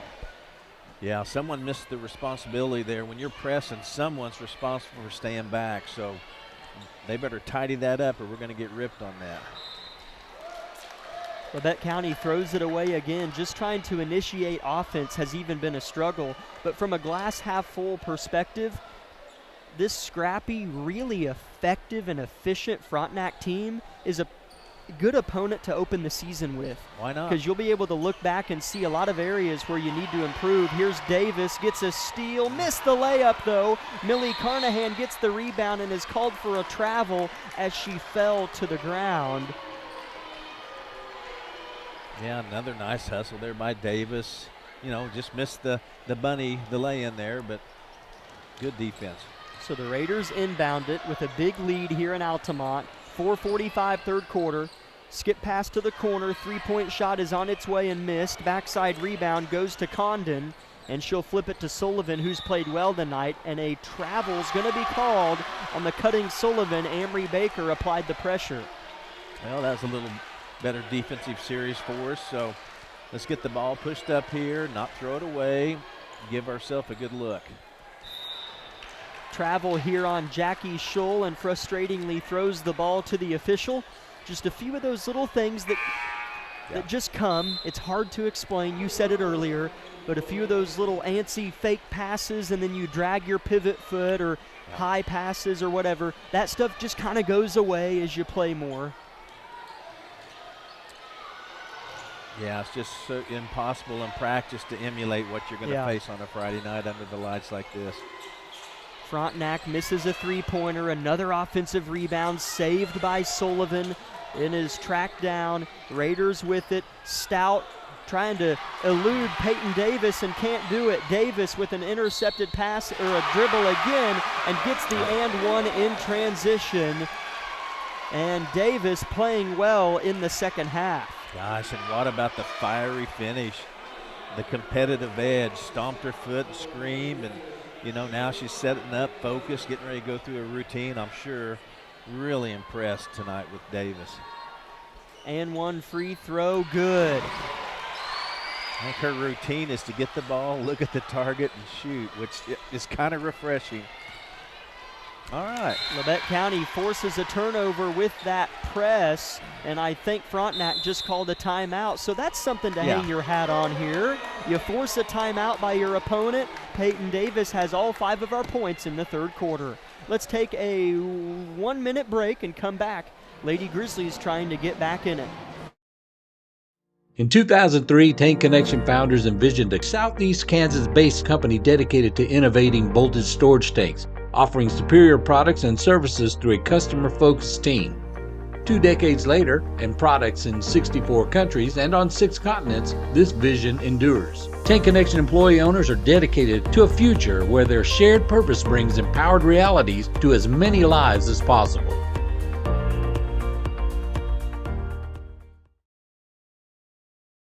Life is about movement, and the human body is like any high-performance machine.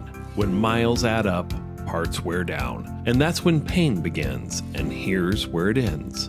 At Labette Health, our nationally recognized orthopedic and sports medicine surgeons use advanced techniques to reduce recovery times and relieve pain for miles to come. Feel like new again at Labette Health in Parsons, Kansas. For more information, go to labettehealth.com.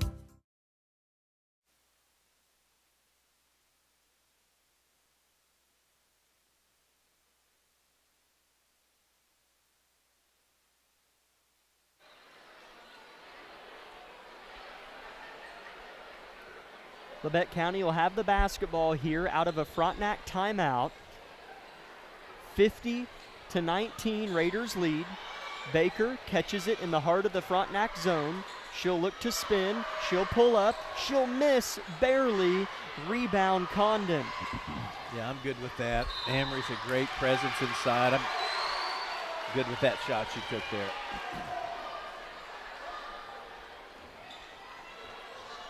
Labette County forces another turnover with their press. That's back-to-back turnovers forced by this Grizzly defense. And then a pass from Davis looking for Baker. Kind of went in between her hands, out of bounds. So a turnover. Grizzlies beating themselves in a lot of ways tonight. Yeah, it's not something we need for sure against this Frontenac team. Sullivan drives. Carnahan tries to get a steal, but a foul's whistled in. There's been about 250,000 of those tonight. However, there haven't been as many in the second half. And that's Millie's 3rd personal foul. 2 team fouls for each team so far in the third quarter. Sullivan has 10 points. She'll initiate and find Stout. Ball being worked well. Frontenac really able to move the ball well, whereas the defense on the other end is pretty suffocating. 3-point shot missed, saved by Baker, and Kaylin McCoy has it and finds Carnahan. Okay, good defensive stand there and a good rebound. Let's get a good offensive series here. Davis looks to drive, finds Roberts, pulls up from 12, misses it short. Rebound Carnahan. Millie looks to stay in the trees and is not fouled. A jump ball will give it to the Raiders. That was still a better series. It was. The ball didn't stick.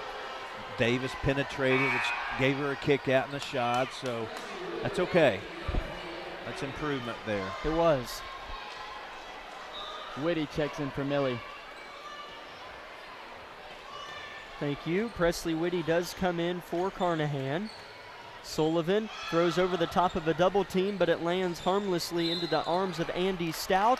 And then a foul after that is going to go on Kylie Roberts. That's the 3rd as a team on the Grizzlies. 2:36 left in the third quarter. I'm a little surprised.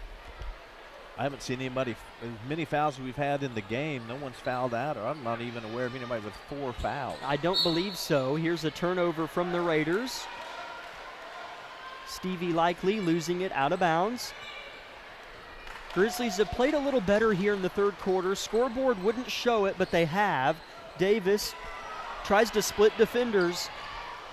Has it stolen. Here comes Sullivan, spins and is blocked by Davis. What a nice job of getting back by Peyton Davis on defense. It'll stay with the Raiders, though.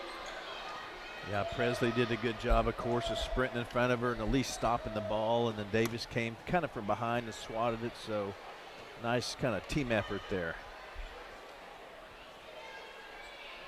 50-19 Raiders. Frontenac with the basketball. 2:16 left in the third quarter. Condon to throw it in. A bounce pass goes to Likely, and she's fouled on the three-point shot. And it'll be 3 free throws for Stevie Likely. Kind of seemed to me that Frontenac shot their free throws pretty good tonight, so kind of hate to put them at the line with 3 attempts.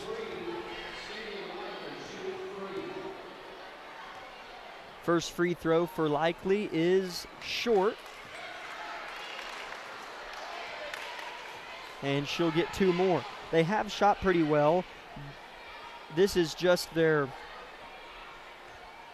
as Likely fires it, this is just their 3rd free throw of the second half in comparison to around 20 free throws shot in the first half. Okay. A few girls check in for Frontenac, and back in for the Grizzlies is Erin Dickens. Reese Franklin back in for the Raiders. And the 3rd free throw good for Likely. Dickens looks to dribble down the sideline and stepped out of bounds just in front of the student section. And so that'll go right back to the Raiders. Just another one of those things we'll just have to kind of work on as the year goes along. Frontenac moves the ball really well here, and Likely tries to throw it to the corner, and it's incomplete and out of bounds. Turnover Raiders, as they've had more of those in the second half than it feels like they did in the first. Grizzlies' defense has been a little better. Yeah, we'll take all those we can get. Another pass on the deck results in a jump ball. It'll stay with the Grizzlies.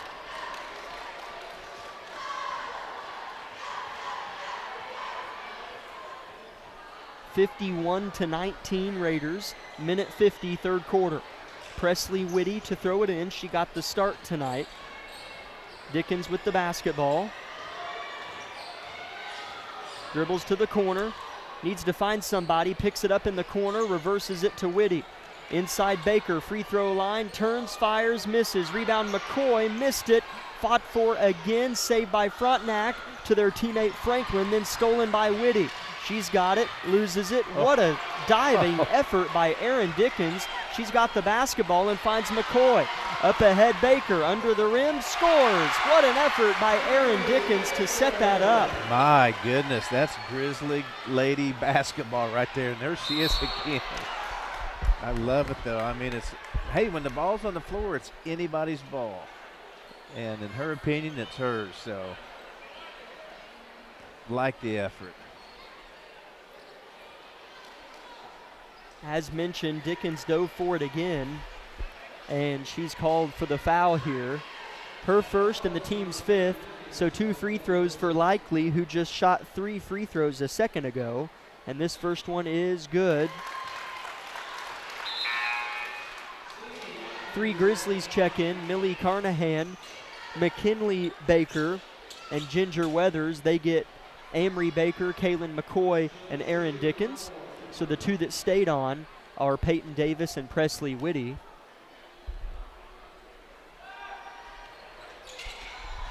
Second free throw missed and rebounded by Labette County with a minute to play in the third quarter.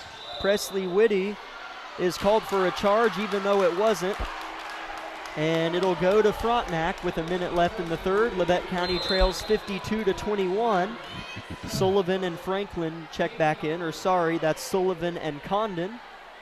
They check in for Likely and Franklin. Yeah, that's one of those interesting ones where the defender wasn't squared up. Right. So that's a tough call, I guess. Condon throws out of the double. Sullivan reverses course. Stout's 3, strong. Rebounded by Stout, and she'll shoot a left-handed floater that goes. That's a good follow-up there by Stout. And then halfway through the air shoots a lefty, so that's a nice play there. Frontenac does a good job of getting out of our pressure and reversing the ball around the three-point line. Labette County turns it over again, ball's on the deck, and a jump will keep it with our Grizzlies with just under 30 seconds to play in the third quarter. You know, this little team working hard. You know, in the 38 seasons I've watched lady basketball, we've had some teams with different talents, but they've all played hard. Yes. And so I look for this team to do the exact same thing this whole season. Must have been a miscommunication on the possession arrow, and they will stop play on the inbounds and give it to Frontenac. So here come the Lady Raiders with the basketball after the possession change. Sullivan dribbles downhill all the way to the cup and is bailed out by a foul, a blocking foul called on Ginger Weathers. And so 2 more free throws coming up for Sullivan and the Raiders, who have been busy from that free throw line. Yeah, basketball 101. Someone has to stop the ball. When someone's coming in hot, dribbling the basketball, even if you have to leave your man, someone has to stop the penetration. First free throw, no good by Sullivan. Weathers checks out for Labette County. On the floor is, Keely Good's back in. She's good. Got her right ankle taped up. It's, great to see Keely back out there. She looked to be in some immense pain when she went down earlier in the game. Second free throw good by Sullivan. 8 seconds left in the third quarter. Presley Whitty launches a 3 that misses. McKinley Baker's right-hand hook misses as well. 2 seconds left in the quarter. Baker goes up. No whistle, and that's the end of the third quarter. So at the end of 3, it's Labette County 21, Frontenac 55. 1 minute break and we'll return here on KLKC. It may not require a textbook, but it's filled with valuable lessons. It may not take place in a classroom, but it's an ideal environment for learning. It may not involve a diploma, but it can help prepare young people in Kansas for life. It's high school sports. High school sports can play a critical role in a student's overall education. In fact, studies show that students that participate in high school sports are more likely to enjoy greater levels of achievement in their academic lives. If you think high school sports are only about competition, think again. Better yet, think about attending a high school sporting event in your community. You'll be amazed by what you see. High school sports, a winning part of a complete education. This message presented by the Kansas State High School Activities Association and the Kansas Interscholastic Athletic Administrators Association.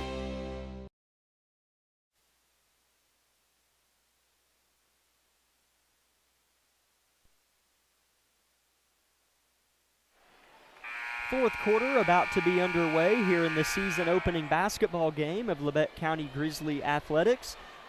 Raiders lead Our Lady Grizzlies though 55-21. And Labette County will have possession to start the fourth and final stanza. Here's a good look. Keely Good misses a 3. Rebound Whitty on the left block. Presley looks to go back up and forces the foul. The best possession in a while for our Grizzlies. They got around the pressure and got an open look. Yeah, I agree. And Presley found herself in good position and was wanting to kick it out, but didn't realize where she was and did the right thing. Presley's first free throw is a little strong. Second one coming up in a moment.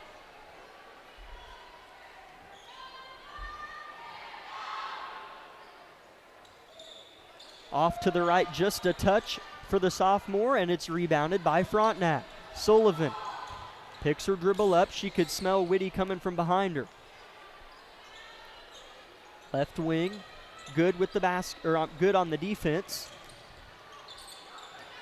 Slip pass inside goes to Stout, and a foul on Amory Baker, and 2 free throws for Marley Stout. Yeah, I like the hustle and the posture from the girls right now. I mean, we got a running clock. We're down quite a bit in the first game. It'd be so easy to get kind of pouty, but don't see any of that. So this is a group that's watched their whole lives even when they were in second, third, fourth grade, you know, they were the ones running up there in the bleachers watching kind of the expectation. So Right. they understand what Grizzly basketball is about. You can see it in their effort all the way to the end here. Stout splits the pair of free throws, making it 56-21 Raiders, 6 minutes to play in the game. Frontenac gets another steal. Here comes Sullivan at the hole, misses the layup, tipped about. Presley Whitty playing so hard right now. Sullivan somehow still has it. Whitty still giving her all she can ask for. Raiders still have possession of the basketball after all of that effort. Presley reminded me of one of those superheroes. I can't remember which one that just can flash from one. I think you just said it. One The place Flash. to the other. The Flash, yes. Instantly. Frontenac with it, trying to maybe run some offense and or burn clock here with a long possession. 5.5 minutes to play. Now an open three comes at the end of the shot clock and is no good. Rebound Labette County. That's the first possession the shot clock has really come into play. Millie Carnahan swerves away from her defender, misses the layup. Long pass for Frontenac in transition. Franklin scores. Yeah, that's happened a few times too often tonight, just not getting back.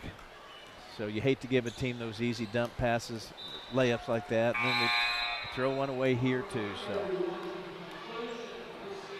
Davis and Scholl check back in for the Grizzlies. McKinley Baker stays on the floor alongside Kylie Roberts and Kaylin McCoy. With 4:45 to play in the basketball game, Labette County trails by 37. Sullivan throws to Franklin. What a nice look, and a finish at the rim by Bland for 2 points. yeah, I mean, I just want to say I continue to be pretty impressed with this little Frontenac team tonight. So I think we're facing one of the better teams we're going to see pretty much this season, probably. They are playing pretty well. Yeah. Labette County lost a rebound out of bounds, so it goes to Frontenac, and three girls check back in for Coach Fields. So his five on the floor are Ashbacher, Likely, Bland, Andy Stout, and Brecklin Condon. With under 4 minutes to play, a running clock game here in Altamont. Peyton Davis has something to say about that. Gets a steal and missed the and one, but she'll settle for 2 free throws. Yeah, once again, just another jump in the pass, steal, good left-hand layup. So really a great effort tonight out of Davis. Her first free throw is a pure swish. She had 5 points in the third quarter, 1 point in the first half. So she's up to 7 on the game and leads the Grizzlies in scoring. Second free throw's no good. Nice effort underneath, though, by McKinley Baker. Here's Scholl for a three, missed it. Roberts finds the rebound. Left-hand hook shot's no good. And Weathers loses the rebound out of bounds, and the Raiders will have it. But still, that scrappy effort that you applauded us for was on display right there. It sure was, and I was glad to see Scholl seem confident, catch it, and shoot the open shot too.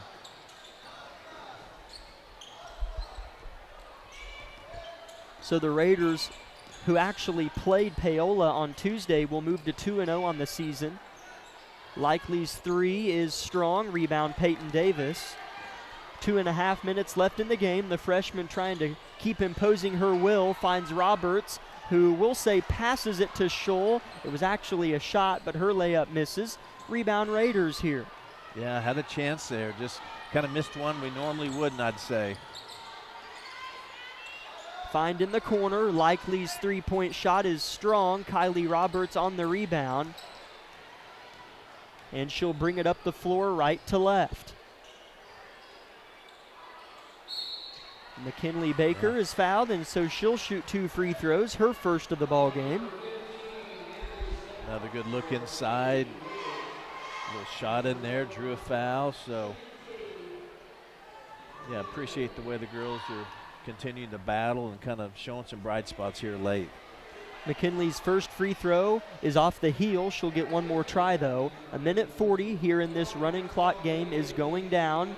Labette County trails 60-22. McKinley's second free throw is up and good.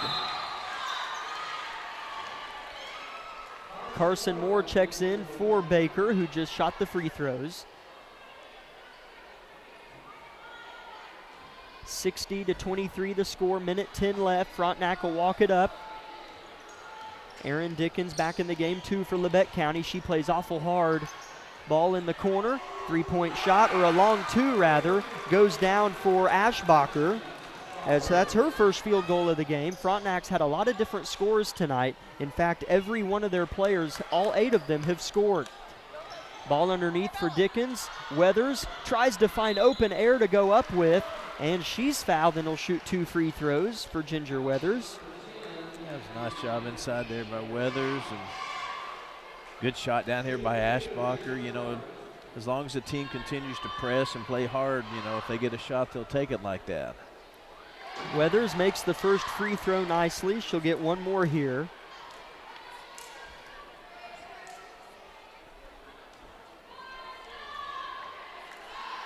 Second free throw is good. Thought about it and then went down. But this is a good win for Frontenac. You know, last year Labette County won 41-23 at their place, and it's always hard to come here and beat the Lady Grizzlies. So a really nice win for Frontenac, and they move to 2-0 on the season. The buzzer sounds, and that will do it. Lady Grizzlies fall 25-63 here at home in the opener against Frontenac. Let's step aside for 2 minutes and come back with the Bowen Pharmacy post-game show. Here's a bright idea. Make sure you put your pants on before leaving the house. Sure, it seems simple, but sometimes simple doesn't happen. At Idea Tech, we think it's simple to have real people who live in Kansas helping customers. We understand that not everyone in our industry agrees, but then again, not everyone puts on pants before they leave the house. We think it's important to get the simple things right. Putting our pants on and providing local customer service. Another bright idea from Idea Tech.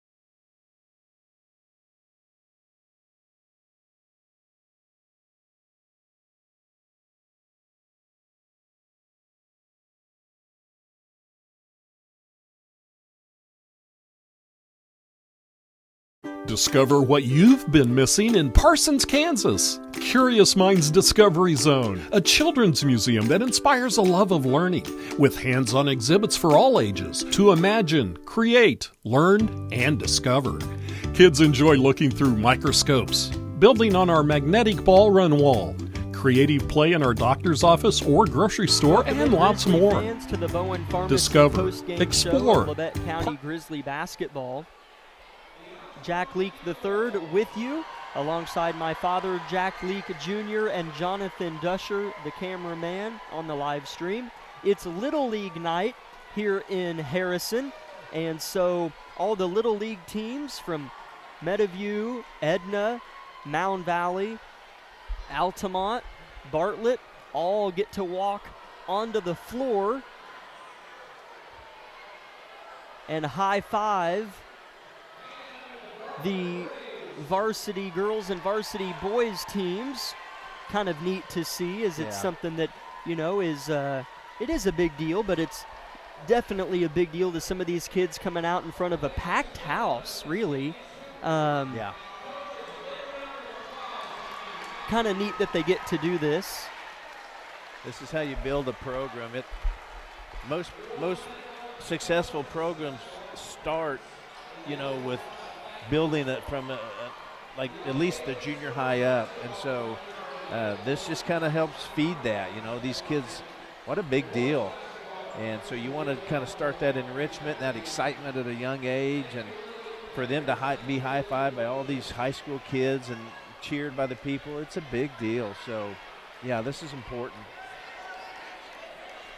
The final score of the girls' game tonight was Labette County 25, Frontenac 63, as all the Little League teams and coaches get set for a picture that they'll document and have. So pretty neat thing that they get to do here tonight.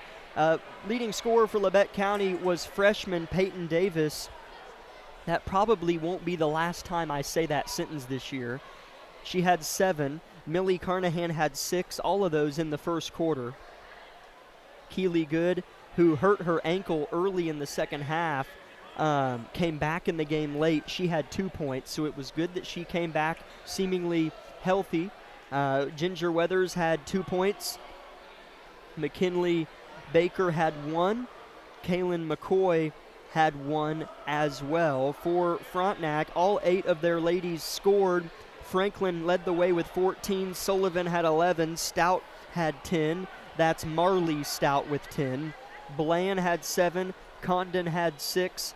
The other Stout, Andy Stout, had 7. Likely had 4. And Ashbacher chipped in with 3. At halftime, your score was Labette County 14, Frontenac 37. And then in the second half, Frontenac outscored the Grizzlies 25-11, giving us our final score of 63-25. The road ahead for Labette County after tonight's game. Next week, that's what's nice about basketball is, you know, with football you have to wait a week to play and try to get back on your feet, but with basketball you have games just days after one another. And so next week on Tuesday, Labette County will play at Circle as the Towanda T-Bird Classic begins next Tuesday. We'll cover kind of more details about that in post-game of the boys here in a couple hours or whenever that might be. But Labette County, the Lady Grizzlies fall to 0-1 to open the season, 63-25 the final score, as just turnovers was kind of the short story. I felt like, you know, if we would have only turned the ball over 5 or 10 times, would we have won? I don't know. But what I do know is that probably our 25 or so turnovers tonight really helped Frontenac get out and run, because they played well, but we assisted that playing well for Frontenac in a lot of ways. Yeah, and you know, I look for this team simply to kind of find their identity maybe here in the first 3 or 4 games, kind of figure out the best rotation and what role they each play. And then from there, the confidence can kind of grow in each player. So, you know, tonight you just had to kind of get out there and just go for it. Faced a good little team here in Frontenac, looked real good actually. So, you know, again, this team will play hard every game. They'll play hard all 4 quarters. And so, but yeah, we sure can't shoot ourselves in the foot going forward and expect to win too many more ball games. That will do it for the girls broadcast. Stick with us. We have a good boys matchup taking place. This Labette County boys squad is off the heels of their best football season ever, and a lot of those kids play basketball too. So it's going to be a lot of fun for this guys team this year, led by a few of those seniors that are really going to have a great year. So stick with us for that broadcast. The boys pregame show will start in 3 minutes here on KLKC.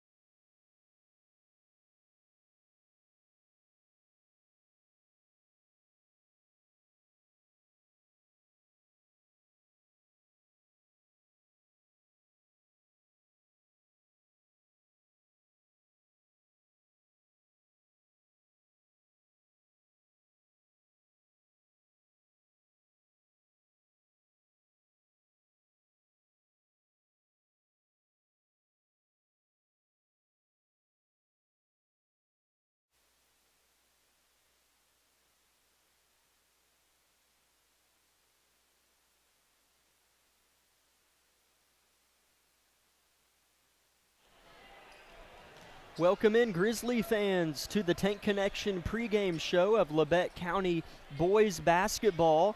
Thanks for making us part of your evening. We have an exciting matchup on tap for you, the Frontenac Raiders and the Labette County Grizzlies.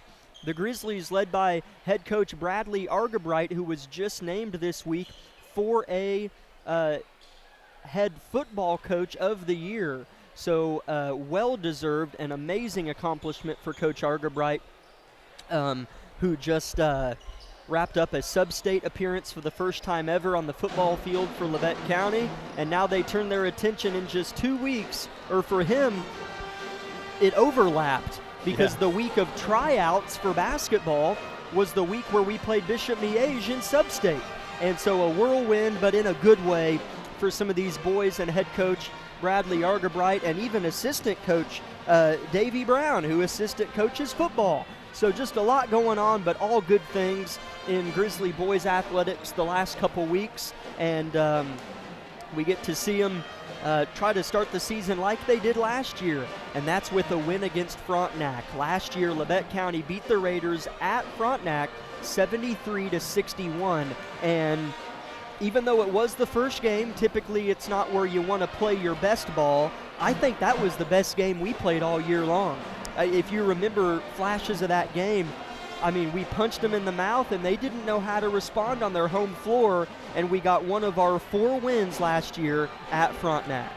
Well, yeah, I don't remember some of the details of it, but if that was one of our 4 wins, and it sounds like we scored some points, so hopefully we come out and win this one, but yeah, it's continued to kind of improve as the year goes on. So got a lot of maturity, a lot like football. Yep. A lot of upperclassmen, a lot of competitors, guys who are used to winning pretty much at whatever they're playing.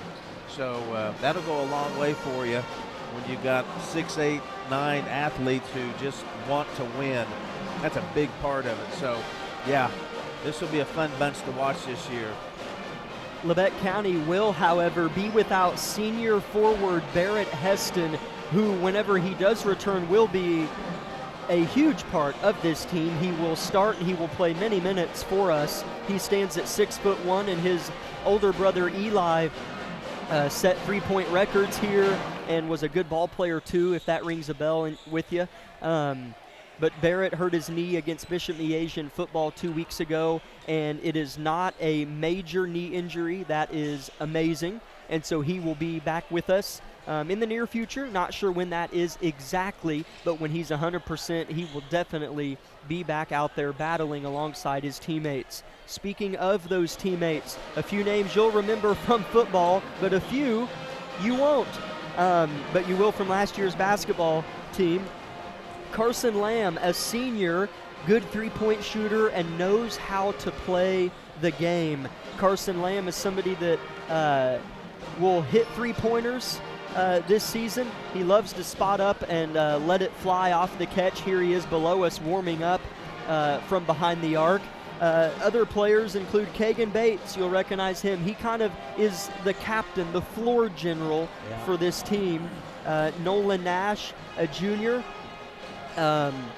Colton Weil, who played a good JV game earlier tonight, and Tucker Rush is going to be our big. Tucker is somebody who's raw, but is kind of figuring out how to be a dominant big, and I'm excited to watch the inside game from Tucker Rush grow this season.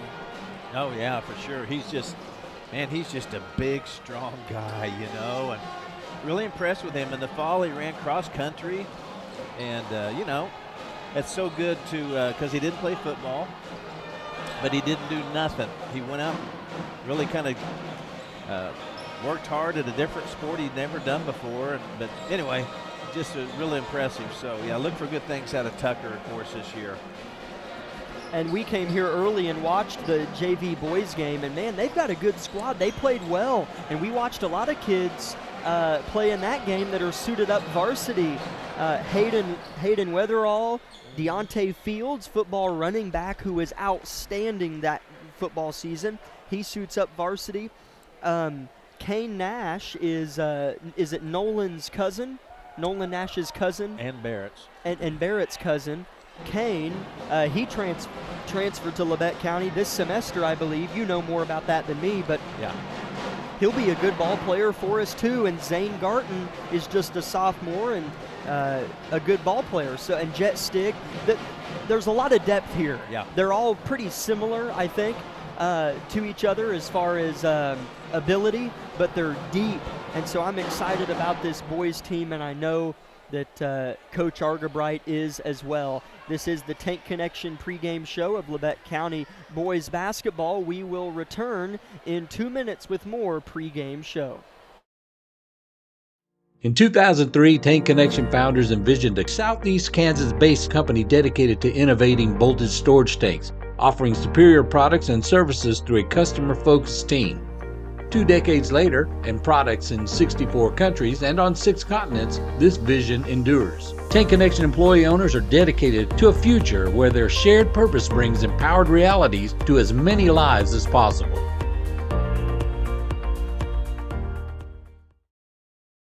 At Labette Community College, we're passionate about medicine and compassionate about people. Our highly trained instructors provide innovative career-specific education in the field of diagnostic medical sonography. Do you already have an associate or bachelor's degree in healthcare? Earn an additional certification in sonography. LCC offers a 12-month completely online program with a clinical component. In as little as 1 year, specialize in OB, abdomen, or vascular. For more information, text pound SONO to 620-293-6671 today. Apply online at labette.edu. Life is about movement, and the human body is like any high-performance machine. When miles add up, parts wear down, and that's when pain begins, and here's where it ends. At Labette Health, our nationally recognized orthopedic and sports medicine surgeons use advanced techniques to reduce recovery times and relieve pain for miles to come. Feel like new again at Labette Health in Parsons, Kansas. For more information, go to Labette Health.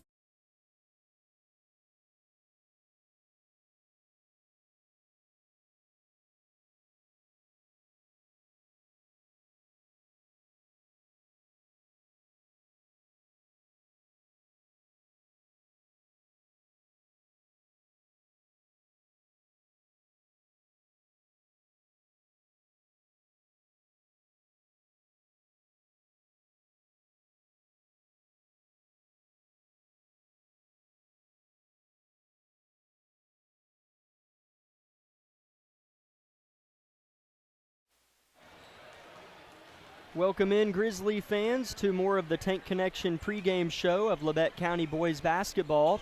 Labette County warming up in their home white uniforms here below us, and Frontenac in their road black uniforms warming up to our left. Just over a minute until the national anthem here in Harrison. And Labette County had just 4 wins last season. One of them, though, was against Frontenac in the season opener on the road. So they are certainly looking to replicate that victory to start their season this year. They are without Barrett Heston tonight, and Tucker Rush is playing, but he had kind of a thumb injury take place multiple weeks ago, and so he's got a kind of a brace or a cloth-looking thing, a brace. It's not a cast, on his left hand, giving support to his thumb, but good for Tucker. That's his offhand, as he's a dominant right-handed player. So that's kind of the injury report ahead of tonight's contest. It's Labette County, and it is Frontenac. Let's step aside for one more 2-minute break and come back with starters.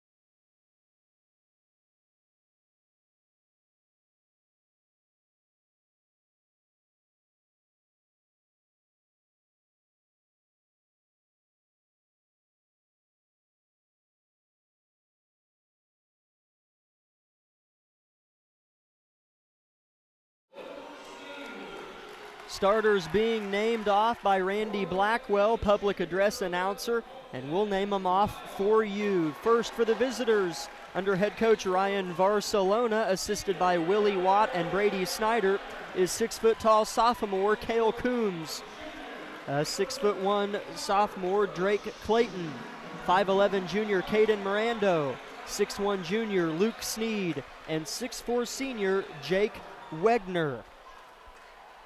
And for Labette County, head coach Bradley Argabright, assisted by Brian Tucker and Davey Brown. A 5'11" senior Carson Lamb. 5'8" senior Kagan Bates. 6'1" junior Nolan Nash. 5'10" junior Colton Weil in place of the injured Barrett Heston. And 6'3" junior Tucker Rush. On paper, pretty even Steven matchup. And it was a good game last year, well, for Labette County when they won 73-61 and led by more than 20 at halftime. But we shall see how tonight goes here at their home hardwood in Harrison.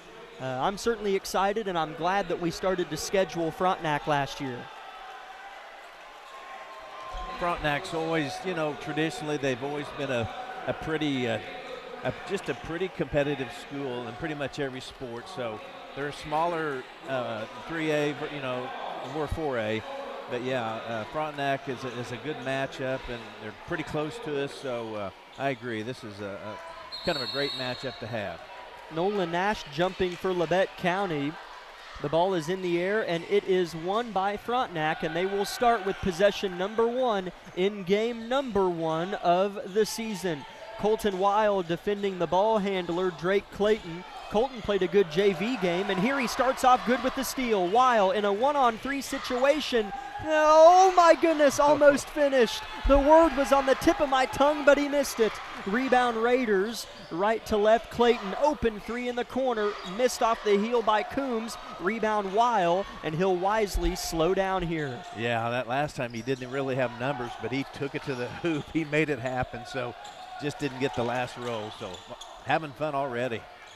Frontenac's perimeter defense proven to be pretty strong here. Backside pass to Lamb, and he is fouled on the effort by Jake Wegner, who stands at 6'4" and is visibly much taller than everybody other than Tucker Rush for us, who stands at 6'3".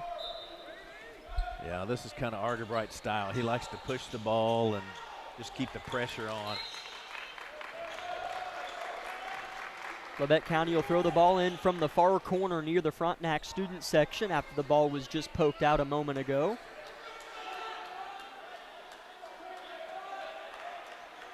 Zero to zero the score. Nobody broken the ice yet. 7 minutes, 10 seconds to play. Long pass thrown to the safety outlet. Kagan Bates, and he'll break the timeline, find Nolan Nash in the corner. Head fake and drive. He'll look for somebody. It's stripped, stolen. Clayton, right to left at the cup. Missed the reverso. Rebounded, though, by his teammate Mirando. Wegner, corner. Coombs, cup, miss, tipped, got his own, and he's fouled going up, and he'll shoot 2. Man, lots happened right there. Lots of good basketball, good passing, cutting. This is going to be a fun game here. Yeah. And I saw Kagan Bates already try to get something that he got 27 times last year, and that's draw a charge. I love that. First free throw missed by Cale Coombs. Score still 0-0. With 6:50 to go in the first quarter. Coombs looking to change that and be the first person to score, and he is. So here comes Labette County now, down by 1. Tucker Rush posting up. Actually, he's just got athletic tape on that left hand. He had a brace on earlier. Here's Lamb, floater, missed it just strong. Long rebound drips out to Clayton, and he'll slow down, defended tightly by Kagan Bates. That's a pretty good look for us. They're running the half-court trap. Almost steal there by Nash. So, yeah, I like that shot inside there by Lamb. Wegner with the basketball. That's a good matchup with Tucker Rush. Clayton drives and kicks. Not great floor spacing by Frontenac. A little jumper misses strong by Wegner. Long passes, too strong for Lamb. He saved it to Frontenac, though. Yeah, I like the idea, but that wasn't necessary there by Weil. Kick out 3, no good. Rebound Nash for Labette County. 1-0 Raiders early in the game. Bates gets in between 2 defenders. What a great idea. Yeah. He was looking for a wraparound pass to Weil, but threw it off the leg of Wegner. Labette County will inbound. He does that so well. Kagan likes to penetrate and find a sliver spot, and then that just opens up some really good opportunities for him to find angles and get some good passes. Kagan Bates had 18 points last year against Frontenac, and Nolan Nash had 20. Another player had 20 against Frontenac last year, and that's Barrett Heston, who's out with an injury for the short term. Ball goes in, and the ball goes in the hoop, Kane Nash scores the first bucket of the season. Man, immediate impact right there.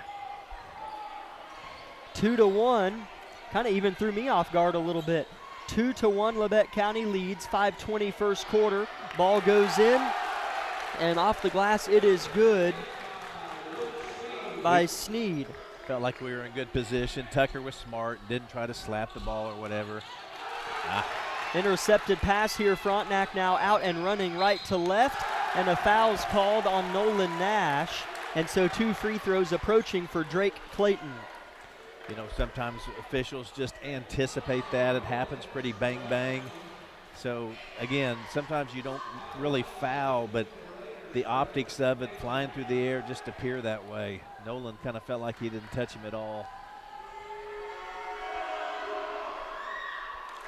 First free throw good by Clayton.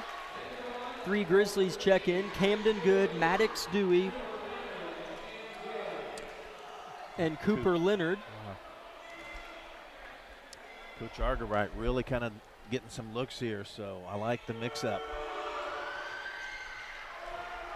Second free throw no good by Sneed. Labette County rebounds it. 4-2 Raiders, 5 minutes first quarter.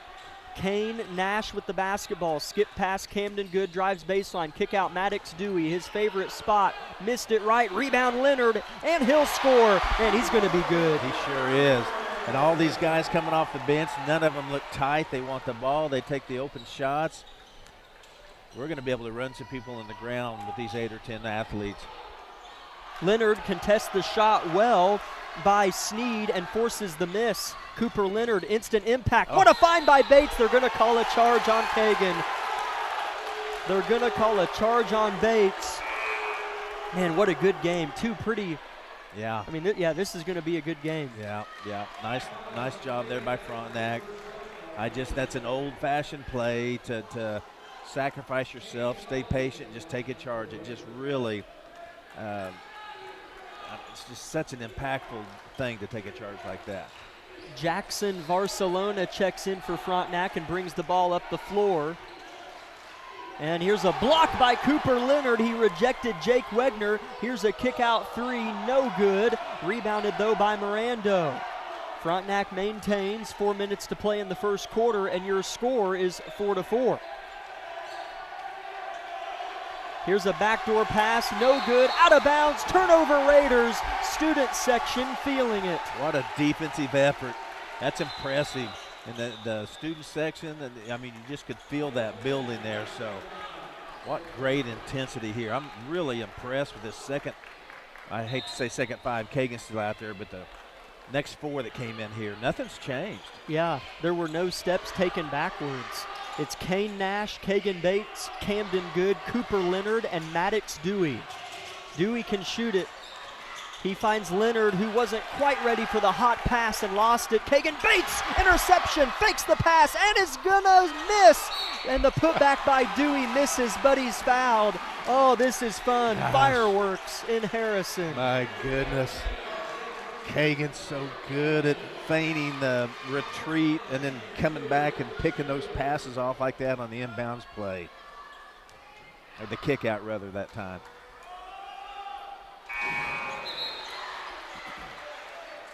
Maddox Dewey makes the first free throw, and now Nolan Nash checks in. And man, don't forget, this team has Barrett Heston, Yeah, who will start. And I know we're 4.5 minutes in, but I'm just going to say right now, Labette County's got a good boys team. Yeah, we can go 12 deep, I feel like. Maddox Dewey makes the second free throw. It's 6-4 Labette County, 3:36 to play in the first quarter. And they all look relaxed to me. They all want to compete here. This is really good to see. Barcelona one-arm bounce pass, finds Coombs. Looks inside Wegner, defended well by Leonard, blocked it, but they call a foul. And so 2 free throws for the Frontenac big coming up. Yeah, again, defended well. Maybe it was a foul, maybe not. It was close. But, man, Cooper, wow, really like the confident guard there. First free throw is good by Wegner, and he'll get one more to try to tie the game. 3:24 to play in the first quarter. Second free throw by Wegner is strong. Offensive rebound by Coombs. Those long bricks are hard to rebound. Weil, interception, looking for the pick six, and he gets it. Colton Weil, he is deceptively fast, man. So disciplined. He's always where he's supposed to be. Yes, he is. Hard-working kid. 8-5, Labette County. There's some juice in the atmosphere. Wegner working on Leonard. Kicks out. Three-pointer Barcelona. No good. Good box by Carson Lamb. Rebound Labette County. Left to right. Nash swerves, and it goes off his knee. Turnover Grizzlies. Well, I guess we'll let the foul go there, but yeah, just good hustle both ways. I like the no call. I'd rather have this than 37 fouls called in the first quarter. I agree. Tucker Rush checks in for Cooper Leonard for Labette County. Labette County's got 2 quality bigs in Rush and Leonard. 2:40 first quarter. Frontenac down by 3 to your Grizzlies. Ball in front of the student section in the arms of Coombs. Throws in, double team, kick out three-pointer. Murphy missed it strong. Jake Murphy, the junior, just checked in. Here comes Colton Weil, and he is fouled on the steal attempt by Cale Coombs. Yeah, we'll take that. I felt a little bit there like Colton didn't feel the pressure from behind there for a second, so. A couple more rotations coming in to keep the pressure on. And it just doesn't stop. The bench, every time 2 white jerseys come out there, they're good too. Coach Barcelona sends in 2 of his black jerseys. That's Gunnar Hornia and Luke Sneed back in. 8-5 the score. Labette County in front, Kagan Bates facilitating. What a good point guard he was last year. Carson Lamb left open in the corner, missed it short, tumbled over the backside of the rim and into the hands of Frontenac. Entry pass, caught, kick out, 3, Coombs missed it, rebound Bates, he's looking to run, he's sprinting, left and right, dribbling hard. Pass to the corner, Kane Nash, now Nolan Nash, one-arm flip, Carson under the hoop, missed the right-hander, rebound Frontenac, and a jump ball whistled in. Nolan Nash sticking with it, and it'll be Labette County ball. I wasn't sure what he was going to call. Neither was Frontenac. I mean, I thought it was a jump ball, I but did sometimes too. that can kind of become you grabbed his arm or something, so. Ball goes into Carson Lamb, right back to Nolan, 10 feet away, makes it 5 feet, gets to the hoop, scores it! Nolan stayed patient, pivoted fake, went up. 90 seconds to play first quarter. Bates wants to be aggressive, and he's going to be called for a foul on the driving Luke Sneed, and Sneed grants himself 2 free throws here. Or are they going to get Kane Nash? I think they got Kane. They did. His first and the team's 5th. So for the next 90 seconds of the first quarter, anytime Labette County fouls, it's 2 free throws for Frontenac. First free throw is no good from Sneed, too strong. Colton Weil back in for Carson Lamb. Tell you what I like too, I'm watching the boys coming and going, and sometimes when players get yanked out of a game, they kind of like, wait, what? Why am I? These guys, if it's their turn to come out, they jog off to get a drink of water. Yep. No one's jealous. It's a team effort. Luke Sneed makes the second. Underneath is Colton Weil. He's rejected, no whistle. Here comes Frontenac. They throw an interception. And you will not see this very often. No. Colton Weil just got a technical. And I mean, that is like finding a diamond. That's like finding a diamond. Yeah. That is rare. And he went right to the ref. Yeah. And he said, my bad, my bad. And then he looked at Argerbright and said, Coach, that's my bad. Just kind of let the emotion. I mean, I think it was on Colton. I do too. I'm kind of laughing because I know how good of a kid Colton Weil is. We all do, yeah. So that's the irony of it. What a competitor, though. So it's 10-6 Labette County. Colton Weil kind of had the ball stripped from him, and something I don't know what happened. He just did the. Well, what's going on here? The ref pointed right to Colton. And Colton, okay. And all right, so Kagan Bates is shooting 2 free throws here with nobody in the lane. First free throw's good. The ref made a T with his hands and pointed to Colton Weil. And then Colton went to the ref and seemingly apologized. But Kagan Bates is shooting what looks to be technical foul free throws and makes 1 of 2. I don't know what just happened, but Colton is still apologizing to the ref. I don't know. So I don't think Colton got a technical, so I retract that statement. But he apologized to the ref 4 times. I think he did, but the ref realized how nice he really was and changed it. That had to have been what it was. So, Colton, I apologize, but all my context clues said that you got a technical there, but I guess you didn't.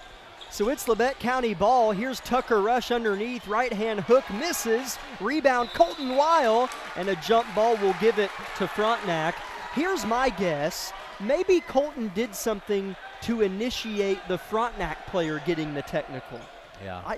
I have Even no that idea. Surprises me. I'd be anxious after the game to talk to him. I'm really curious there. Nonetheless, we continue. Frontenac with the ball, 11-6. Grizzlies in front. I do not know what happened there. I know my cousin Nathaniel's watching the game, and he's usually pretty good about helping me with stuff like that. So, Nate, rewind that and tell me what happened there. Here's Labette County with a foul on the other end and 2 free throws coming up for the Raiders to try to get within a possession. It's 11-6 right now. Boy, it doesn't look like most of these kids were playing football a week ago. I mean, they haven't practiced hardly at all. No. I mean, really? Nope. Because the week of tryouts, I believe, Jonathan, the football boys did not have to practice basketball that week. Yeah, so some of the guys that weren't starters had 5:30 a.m. practices and then football practice in the evening. But yeah, the starters didn't have to practice. The starters, got it. 11-7 as Clayton went 1 for 2 from the line. Bounce pass into Tucker Rush, nice hand, switches feet and scores. That was an improved move from Tucker Rush. Yeah, and a nice feed inside there by Nolan. Our team, we're going to give people fits this year, anybody. Labette County forces a trap and a turnover here. Labette County has not had a player score twice. Yeah. They have 7 different scores and only have 13 points. Yeah, I'm going to say the same thing about this team as I did our football team. We don't have a weak spot, really. I mean, I don't really – I mean, if we face a team with 2 6'10" people, okay. Sure. But a glaring noticing hole. We've got a dozen players that can hook up. Yeah. 13-7, Labette County in front. 23 seconds left, first quarter. Nash, backdoor. Kane Nash scores it. What a pickup from the transfer portal, I'll say, for Labette County getting Kane Nash as they poke it out here, and it'll stay with Frontenac. But you know a little more about Kane's situation. Yeah. I know a lot of Grizzly fans might not know who he is. Right. He came from South Caulfield. They moved to Mount Valley. And so, anyway, he is related to both Barrett and Nolan. Labette County gets a steal here, and then Nolan Nash got called for carrying the basketball and turns it right back over and gives it to the Raiders. I saw what happened there. Nolan was coming up, and he put his eyes on the scoreboard. He knew there was about 6-7 seconds left. And so anyway, at that very time, he kind of rolled it. But he had his head on a swivel. He knew he needed to know where the clock was. 15-7, Frontenac gets the final shot of the quarter. No, they don't. They lose it out of bounds, and Coach Barcelona slaps his hands together in frustrating fashion, and now Labette County has 3 seconds. They're up by 8, first quarter. Ball goes in. Kagan Bates takes 3 dribbles at the buzzer. Good look. Barely missed it. Frontenac took a hair of a risk not defending that. He got a good look. But that was a pretty good quarter from our Grizzlies. They lead Frontenac 15-7. We'll be back in 1 minute here on KLK. Here's a bright idea. Make sure you put your pants on before leaving the house. Sure, it seems simple, but sometimes simple doesn't happen. At Idea Tech, we think it's simple to have real people who live in Kansas helping customers. We understand that not everyone in our industry agrees, but then again, not everyone puts on pants before they leave the house. We think it's important to get the simple things right. Putting our pants on and providing local customer service. Another bright idea from Idea Tech. Life is about movement, and the human body is like any high-performance machine. When miles add up, parts wear down, and that's when pain begins, and here's where it ends.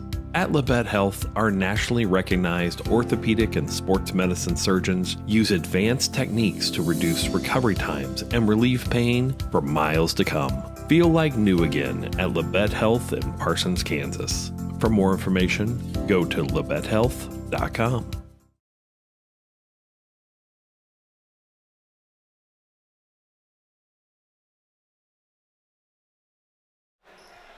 Welcome in, Grizzly fans, to second quarter play. Grizzlies lead Frontenac 15-7, and they have the basketball. Tucker Rush with it. Rush spins, fires, and hits. 4 points for Tucker Rush. Gosh, and he rotated away for a right-hander. That's a tough shot, so well done there by Tucker. 2 Grizzlies check in out of the first quarter break. Zane Garton and Jet Stig. Guess what? 2 pretty darn good ball players. Yeah. Pretty deep team Coach Argabright has. Here's a foul on Labette County as Jackson Barcelona was driving baseline, and a blocking foul called on Labette County's Jet Stig, who just checked in. Jet, a junior, Zane Garton, a sophomore. Gosh, what's nice about it is if we ever get into foul trouble, we can just exchange in 1, 2, 3, 4 other people. I mean, we've got Frontenac rattled right now. We're just really speeding them up. Labette County up by 10. 3-point shot for Sneed is missed. Rebound, Kagan Bates. Labette County looks pretty sharp right now. Nolan Nash open in the corner for 3, missed it. Rebound fought for, and they're going to give it to Labette County. Kind of a 50-50 call there, and Labette County got the benefit. Yeah, that was a tough one for the refs, so you just go with what you think you saw. Ball goes in, set play. Nash for 3, flat shot, missed it short, gets his own rebound, stripped, stolen. Barcelona with it, long pass Clayton. Right-hander, good. Yeah, that was just, how it came off there. They got a fast break and a layup. Just Frontenac's second made field goal of the game. Now they get a steal. Clayton with the basketball. Throws it to the top to Luke Sneed. He'll look to drive. Loses it on the deck. Picks it up, though. Finds Coombs. Top of the key, Jake Wegner. Good game here in Altamont. Frontenac has only made 2 baskets, but it's just an 8-point game. 6.5 minutes until halftime. Labette County's played really well here early. Coombs. Long possession for Frontenac. 8 seconds on the shot clock. Good defense by Labette County. 4 seconds shot clock. Jake Wegner, 3-pointer. Missed it. Rebound Kagan Bates. And he is already across half court and in the paint, and he's going to get called for a carry as he went the full length of the court in the blink of an eye. Yeah, that was a little rushed. He'll tell you that He didn't have numbers, but so those things happen when you try to dribble between 2 or 3 people. Long two-pointer misses by Clayton. And the rebound went out of bounds, so Labette County will have possession. Yeah, I love fast breaks and speeding it up, but the minute you look up and there's more black jerseys than white, that's the time to kind of just pull back a little bit and let your guys catch up and run a little bit of offense. Because I like Labette County's half-court advantage against Frontenac, so if transition's there, take it, but I like us just as much in the half-court set. Nolan Nash, left wing. Frontenac's in a zone, so really anytime Labette County wants a three, they can get it. Frontenac almost kind of letting that happen in this zone that they're in. 17-9, Labette County in front, 5:40 second quarter. Oh no, Tucker turned away at the last second, and the ball went right to Frontenac on the inbound, and that is a potential 4 or 5 point swing. Yeah, I think Frontenac scored the last couple buckets, so Labette County needs to kind of clean things up here. Ball goes into Rush, looking for that right hand, and he's got it. Tucker Rush with 6 points. Yeah, he's just too strong inside. They can't handle him in there. Ball on the deck. Labette County picks it up. Zane Garton throws up ahead a little bit too much on the pass. Oh boy, that Raider is going to be in some pain as the ball went out of bounds, and it'll go to Frontenac. Number 15, Jake Murphy, dove on the floor and saved the ball from going out of bounds and hit the water bottle container down here behind the bench, and he's holding his hip. Was that too descriptive for you? No, I just. You want me to say the water brand? bottles really hurt. No, it was like in a plastic case. I'll just tease it. I can see part of the case sitting on it. Broke when he landed on it. Okay, gotcha. Yep. 19-11 the score, and a whistle away from the ball, and a foul on Labette County. Tucker Rush. Tucker wearing number 33 this year. I believe he was number 40 last year. Cooper Leonard checks in for Tucker. That's just his first personal. I believe Kane Nash came in too. Thank you. For Jet. Grizzlies lead by 8, 4:50, second quarter. Slower second quarter for the Grizzlies, but they've played just as effective. Just the finish hasn't been there on some possessions. Jake Wegner working on Kagan Bates, pulls up with an awkward jumper that clanks off. Rebound, Labette County. Kagan Bates throws into Cooper Leonard, who finishes. What a catch. I mean, that was a great pass, but those are hard to catch inside like that and go straight up. Timeout, Coach Barcelona. He wants a 60-second timeout. Labette County up by 10 here at home in the season opener. We'll keep it here and thank Labette Health, the Bartlett Co-op, Labette Bank, Eye Care Associates of Parsons, Wood Insurance Center, Labette Community College, Tank Connection, SEK Orthopedics, Doctors Mosier and Meister, Idea Tech, and Community National Bank. Labette County leads 21-11. Back in 30 seconds. This is Grizzly basketball.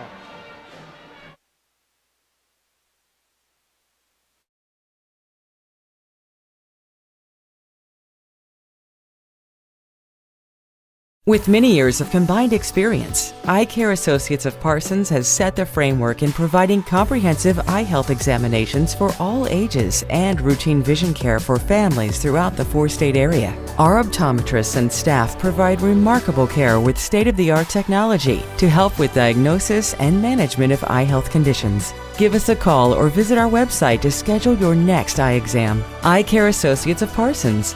Experience modern eye care. Labette County leads Frontenac by 10 points here at home in the season's first game. Leading and scoring for Labette County is Tucker Rush with 6 points. Frontenac misses a shot on this possession, and then a foul that I could hear from here on Jake Wegner as he slapped the arm of Nolan Nash, so it'll be Labette County basketball.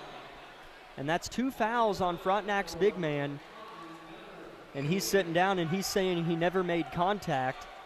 Yeah, showing frustration. That's just another phase of. And that happened last year. I'm not saying with Wegner, but with the team. Yeah. Labette County frustrated Frontenac last year in their place. Here's a pass inside to Leonard, who adjusts and barely misses a hook shot. He's a good player. Man, he's playing Here's aggressive. a rebound by Kane Nash somehow. Nolan Nash, one-arm flip. Weil wants a three. Missed it barely. Rebound, Cale Coombs. What a possession. I'm happy with that. We didn't score, but that was just really effective. Frontenac with the basketball, working right to left on the floor. Colton Weil called for a foul here.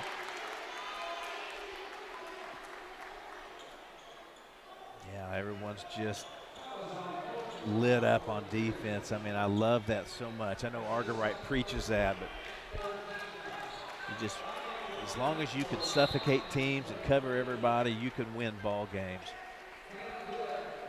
Camden Good checks back in for Labette County. Surrounding him is Cooper Leonard, Kane Nash, Nolan Nash, and Kagan Bates. Left wing basketball. Inside, entry pass to Jake Murphy. He'll turn, fire, and miss. Gets his own rebound and makes the fading jumper to make it 21-13. Yeah, I didn't see that coming, but good for him. I mean, he stayed with it, so he got the bucket.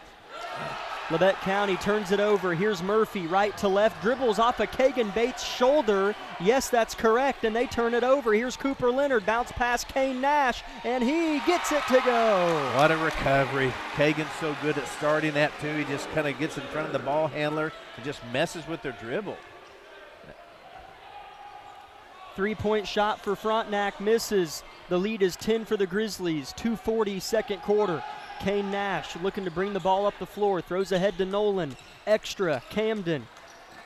Right corner, he's in trouble. He's triple teamed, tries to throw out of it and can't.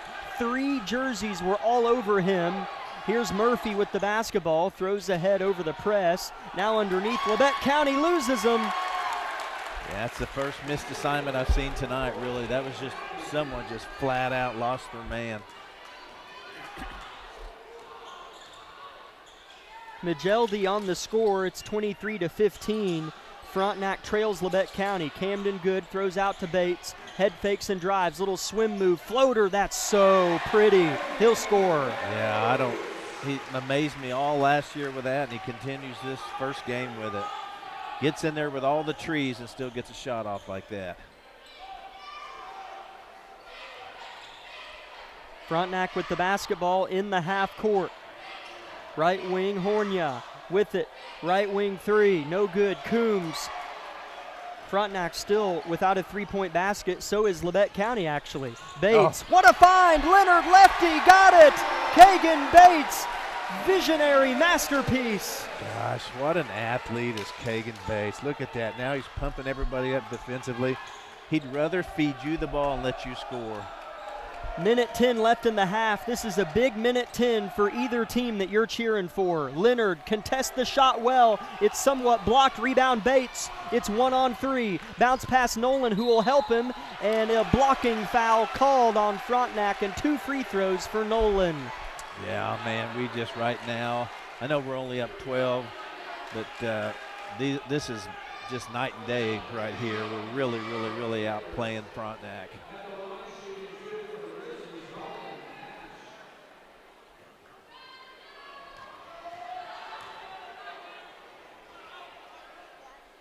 First free throw, no good for Nolan.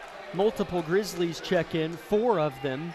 And Jet Stig will be the 5th if Nolan makes the free throw. It's Maddox Dewey. Hayden Weatherall checks in, a junior for the Grizzlies.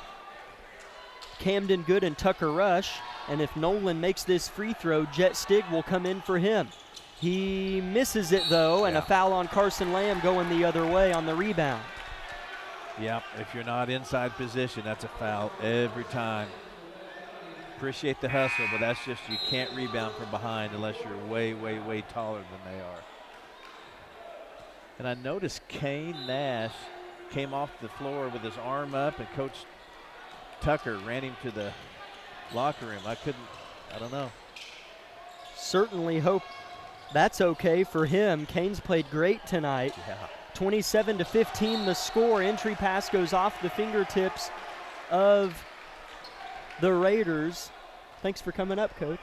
As we'll hear from Coach Vollmer at halftime of the boys game, Labette County leads by 11 with 40 seconds left. Carson Lamb throws to Rush, who collects right elbow. Tucker fires, misses, and it's out of bounds off of Frontenac, says Maddox Dewey, and the official agrees. Yeah, it was. I like that shot from Tucker. I think last year sometimes he would have hesitated on that, but it was open. He could make that shot. I'm glad he shot it.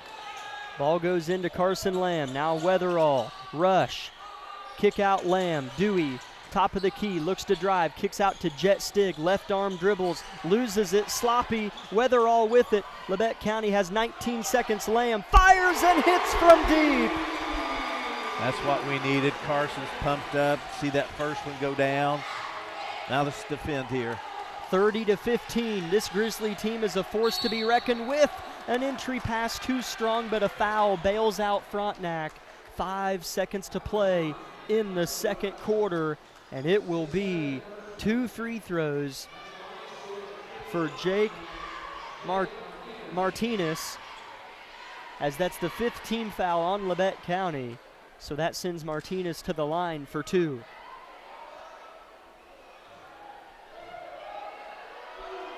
His first free throw is good.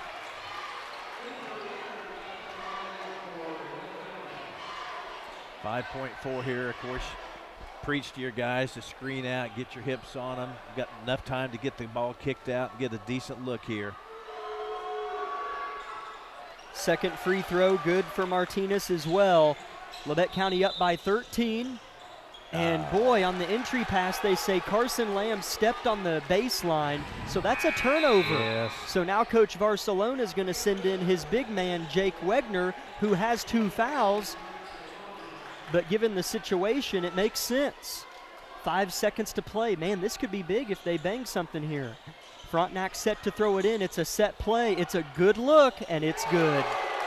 Cale Coombs knocks down the 3, and that's just kind of how the basketball gods work. Whenever something like that happens, you can almost already tell they're going to make the shot. Yeah, it's a momentum flip of sorts in the last 4 seconds. Those things make me sick, quite honestly, but hey, that's what happens. Mistakes. A clean that up. A 5-0 run for Frontenac in the half's final 5 seconds, but man, did Labette County play really well in that first half. 30-20 is your halftime score here in Altamont. We will be back in 2 minutes with head coach Brianna Vollmer of the Lady Grizzlies. Discover what you've been missing in Parsons, Kansas. Curious Minds Discovery Zone, a children's museum that inspires a love of learning, with hands-on exhibits for all ages to imagine, create, learn, and discover. Kids enjoy looking through microscopes, building on our magnetic ball run wall, creative play in our doctor's office or grocery store, and lots more. Discover, explore, Parsons, Kansas. In 2003, Tank Connection founders envisioned a Southeast Kansas-based company dedicated to innovating voltage storage tanks, offering superior products and services through a customer-focused team. 2 decades later, and products in 64 countries and on 6 continents, this vision endures. Tank Connection employee owners are dedicated to a future where their shared purpose brings empowered realities to as many lives as possible.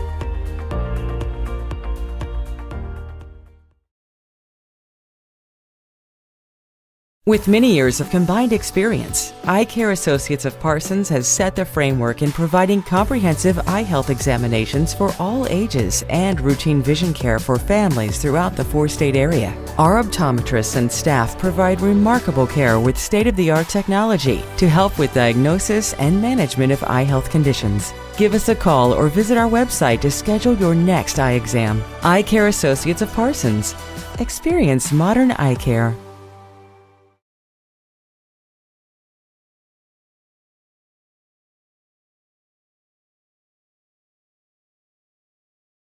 It's easy to spot people who participated in high school sports and activities. Right on time. They learned important lessons like leadership, teamwork, respect. Hey, our meeting moved to 10. We'll be ready. Values that last a lifetime. We need to focus on 3 factors. Support high school sports and activities in your community. When kids take part, they get set for life.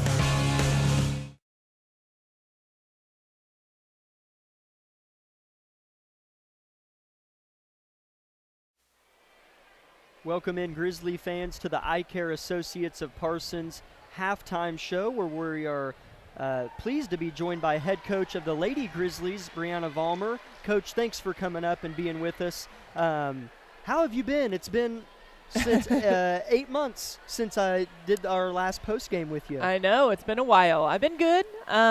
We've just been working and getting better. You know, I'm not coaching volleyball right now, so life's good. I'm just a big LC supporter and excited to get the basketball season underway. Yeah, as earlier tonight, obviously the game didn't go how perhaps we obviously were hoping for. But what did you see from that glass half full perspective on your girls' effort tonight? I think my kids played hard. I'm not going to take that from them. There's so many mistakes, so many turnovers, and I think that we have nothing but up to go from here. Yeah. And I think we have to remain in that perspective. We knew we were going to go through some growing pains. We know that we're going to have some kids that aren't going to know what's going on. And, I'm excited about this group. I have nothing but positive energy. They played their butts off. They were tired at the end of the game. And Frontenac's a great basketball team, and they showed that tonight. And I think we have the potential to be a great basketball team. We just have to clean things up. There's so many little mistakes. And we knew that was going to happen. And it's so early in the season that we talked about not pouting. I'm not going to pout. They can't pout. And we got to own it. We took it on the chin, and how are we going to respond from there? So my job gets fun when I have to figure out how can we be successful. I can't be stuck in my ways. I have to figure out what is going to make this group successful, and we're still learning that. I'm still learning that as a coach. We're learning that as the players, and we're going to get better from here. Yeah, without question, and it's going to be fun to see that growth take place. And tell me what goes into, because you played, I don't know if I marked in every girl that went in, 12 to 14 girls tonight, right at 12 to 13. Yeah, we played all 12. 12, okay, yep. Thank you. I guess that's how many you can have on your bench. What goes into maybe figuring out, it's the first game of the year, but what goes into figuring out kind of, okay, how do these pieces fit? How do I navigate rotation? How do I figure all that out? What is that approach as a coach? I think as a coach, you have to figure out who's playing well right now. What do we need in the moment? And teach kids that I've got to own my role in whatever that looks like. And so tonight, those roles were very different for kids that played last season for us. Yeah. And we've just got to continue to grow, and I just don't know. And I said that before the game. I just don't know what to expect. I've gone into a lot of seasons, and I've known,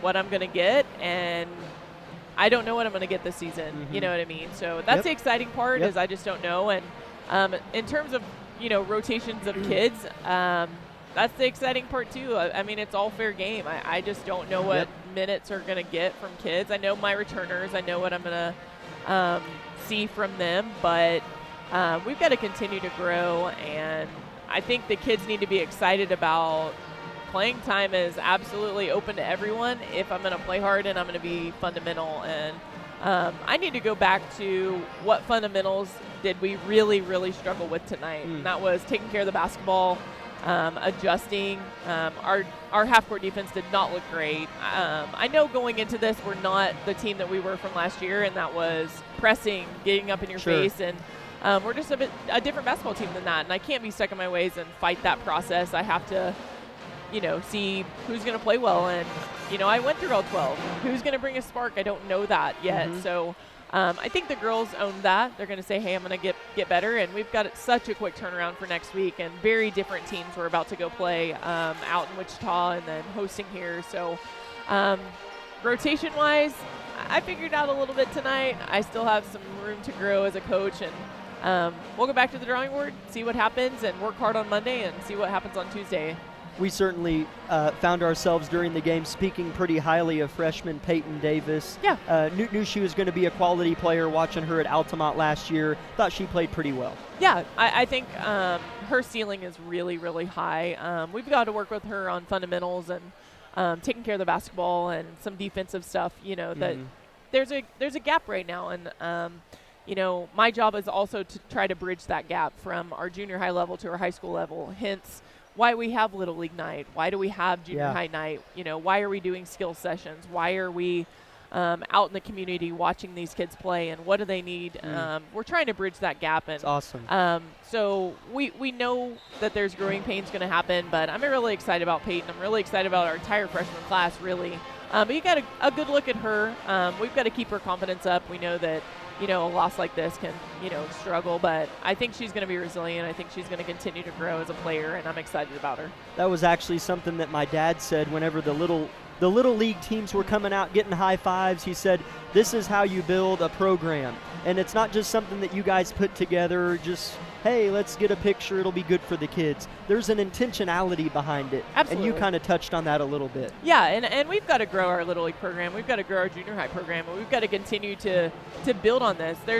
There's a reason that people walk into this gym and they feel the magic and they feel the nervousness and the energy.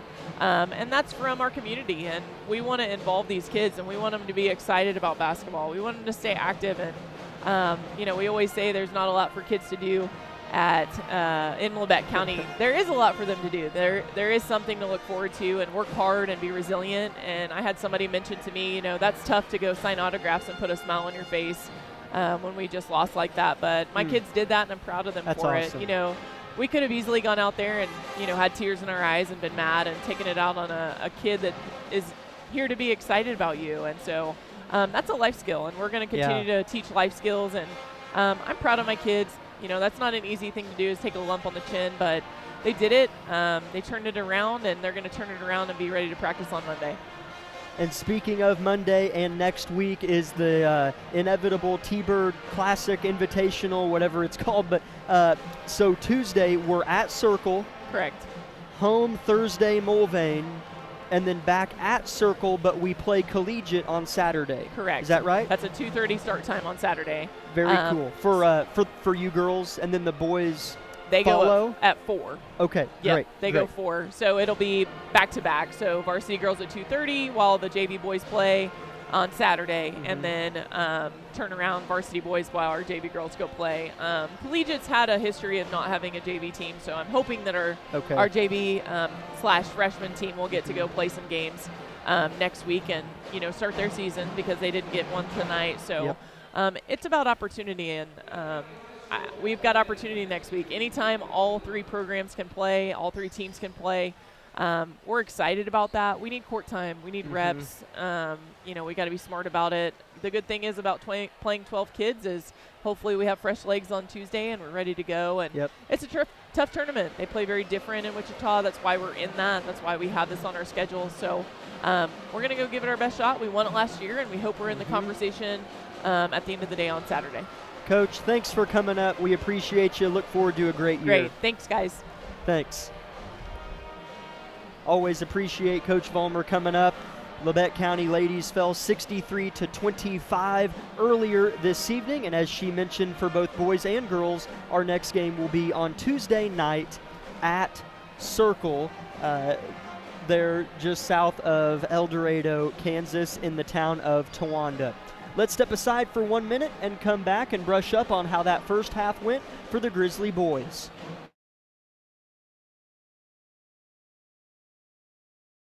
It's easy to spot people who participated in high school sports and activities. Right on time.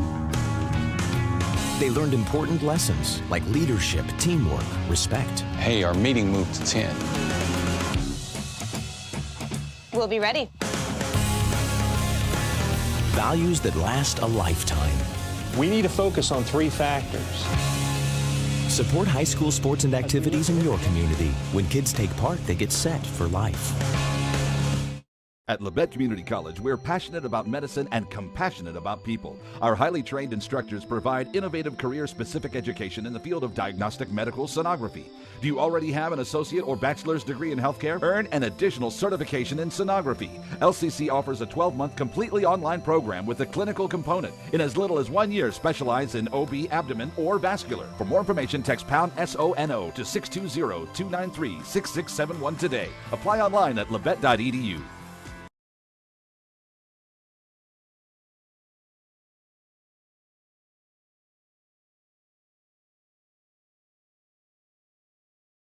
Is the halftime score of the boys contest. Frontenac 20, Labette County 30. Kind of trying to mentally overlook the 5-0 run. With 4 seconds left. 4.5 seconds left. 4.5 seconds left in the second quarter, and Frontenac went on a 5-0 run.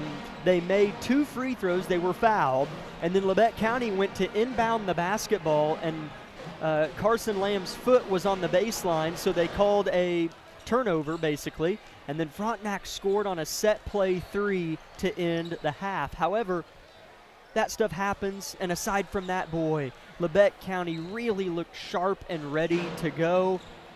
And leading the way in scoring as we transition into that was Tucker Rush and Cooper Leonard, our big men, combined for 12 points. Each player had 6. Nolan Nash had 4. Kane Nash had 4. Kagan Bates had 3. Carson Lamb had 3. Colton Weil and Maddox Dewey each had 2. For Frontenac, Clayton had 4. Ingeldi had 4. Martinez had 2, Sneed had 3, Murphy had 2, Coombs had 4, and Sneed had 3. At the end of the first quarter, it was Labette County 15, Frontenac 7. And in the second quarter, Labette County outscored Frontenac 15-13, giving us our halftime score of Labette County 30, Frontenac 20. Really a good first half from Labette County, I thought. And hopefully, continue that and get out of here with a win. Yeah, I mean, that was just super impressive. I just can't get over. I wasn't ready for the depth. I mean, I know these kids and whatnot, but just watching that rotation, 3 or 4 to clip come out, and nothing seemed different. It was just a different face with the same speed. So, but yeah, if we can continue to try to get inside or penetrate and kick it, that's our best opportunity to score. I mean, we've got some guys that can hit 3-pointers, but that's not our MO. We're a transitional team, and getting it inside, which is evident by the scoring there. So, but ultimately, we just have to defend this half like we did first half, and we should be just fine. Frontenac will get the basketball as they have the possession arrow to begin the second half.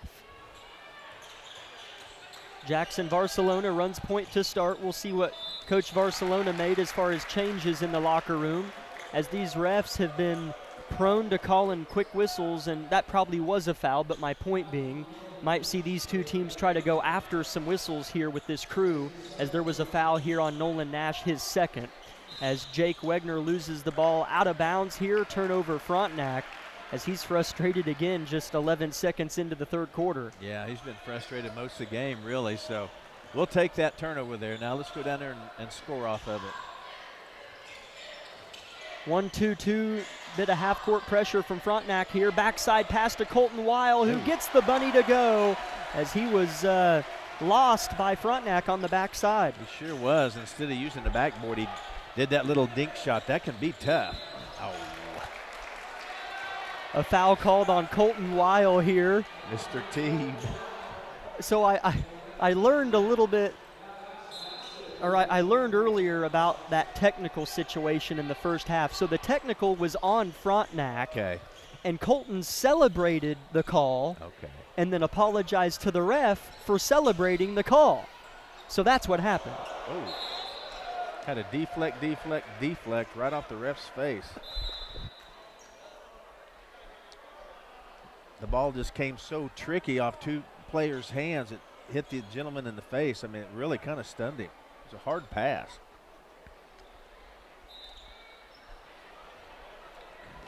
It goes to Labette County.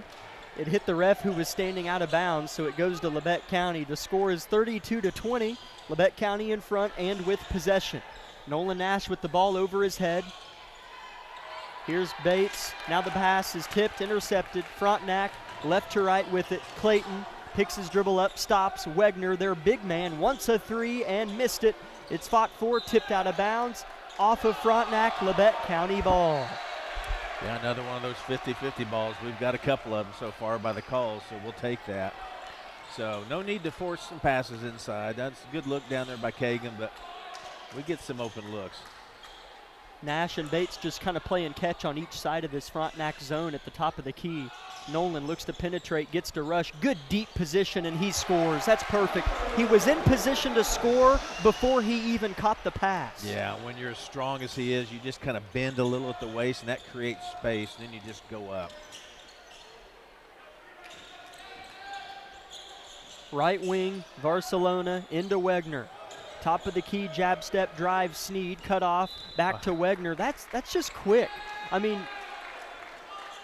Lamb was tightly defending Wegner, and they called a foul after his first dribble. At least give it 2 dribbles or 3 to see if Lamb separates. Then if he doesn't, call it. Yeah, I wouldn't like that call against Frontenac. Right. It just slows, it just messes up the flow here. It's not a foul. 34-20. Labette County in front. The lead slowly growing possession by possession. A throwaway by the Raiders. Labette County ball. See, this is where that defense, that pressure, we've created a couple of bad passes like that, so defense is going to win this today. Tucker Rush catches it at the free throw line, finds Carson Lamb, soars in, misses it, tipped out by Rush. No, it stays in, but Frontenac picks it up, and now they're in transition. No one's there. Wegner missed the layup, and it's out of bounds off a Rush. It'll stay with the Raiders, but Jake Wegner is frustrated yet again. Yeah, if he doesn't kind of get an inside-out look at himself, he's going to have a hard night. Foul on Carson Lamb on the inbounds that happened quickly. Drake Clayton's going to shoot 2 free throws. They might have gotten, let's see who they got there. Kagan or neither one of them thought they fouled. They had a similar look to the ref, both of them. No. First free throw short. So up there on the scoreboard, is that 3 fouls on Carson Lamb or 2 fouls on Kane Nash?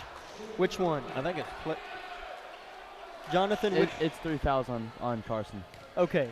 I forget what order the numbers are in on the scoreboard. The number comes first, and then, or the fouls come first, and the number comes second. Thank you. So that's 3 fouls on Carson Lamb, and Clayton splits the pair of free throws for the Raiders. And that's their first point of the second half, and then a foul on Frontenac on the other end. Yeah, this half's starting out a little more choppy, with calls and fouls, and hopefully both teams kind of clean that up so we can kind of play this out. Tucker Rush, short corner. What a cut by Bates. Floater, missed it strong, overshot the estimation, and the Raiders wanting to run the long push, and they're already in a half court. Yeah, it's a good pass by Tucker Rush, too, down there. Nice bounce pass. Wegner with the dribble handoff to Barcelona. Wants a 3 and airballs it, and it'll be Labette County possession. Yeah, right now Frontenac just seems, they ended the half kind of bam, bam, and I was kind of hoping they wouldn't come out and hit one early, kind of generate some energy. So right now we have them in a good spot. We just need to maintain here and make some good passes and no bad turnovers. 5 minutes, third quarter. Labette County up 34-21. Kagan Bates keeps his pivot foot down. He's left open. It was blocked, but Cooper Leonard, who just checked in, collects. Nolan for 3. No. And Frontenac with it. And left to right, here comes Mirando. Nolan Nash snipes it out from behind him, pokes it out, and Frontenac has it. Just too fast. I mean, when Nolan, we have 3 or 4 players that can close that out so fast. I mean, that looked like a fast break, but it got shut down just in 2 steps. 34-21, Labette County with a lead, playing defense here. Ball goes into Jake Wegner. Little right hand touch shot goes down. Yep. Might be a warning on Wegner. After he made the shot, he didn't do anything. He just slapped the ball.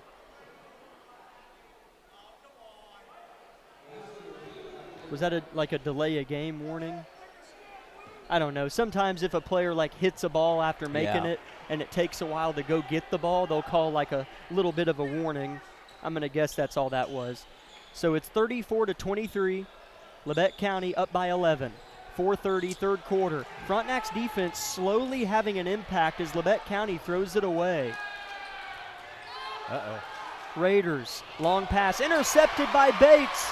We were saying that a few weeks ago on the gridiron, and a foul called on Frontenac in transition, and then Bates couldn't slow down his momentum and ran into Jake Wegner, which just continued to spur this slowly tense becoming atmosphere. Kind of noticed, too, that Frontenac's stretch zone here has created a little bit of trouble for us trying to get the ball past to the wings. I don't know if we need to post somebody up right at the top of the key to kind of have an inside pass. Jet Stig and Zane Garton check into the game for the Grizzlies. Jet Stig playing point alongside Kagan Bates. The Raiders zone has hurt us recently. Here's Stig, top of the key, looks to get downhill. Backdoor Garton, floater, blocked, but he's fouled. Nice 1-2 play from the two players that just checked in for Labette County. That's a good feed there by Stig. He also could have shot it, a little awful unselfish player there, so we'll take the foul.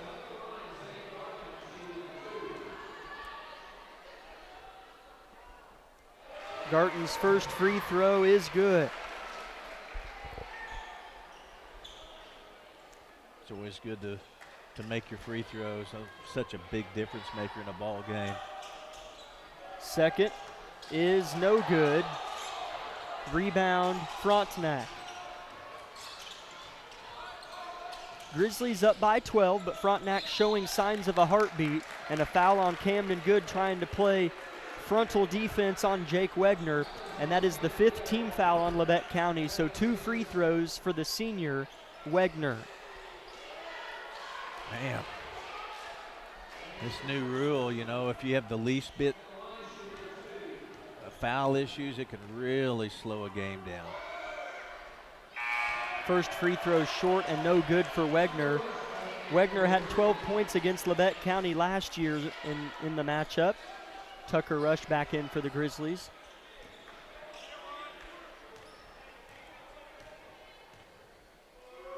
Wegner trying to split the pair and does so with a make.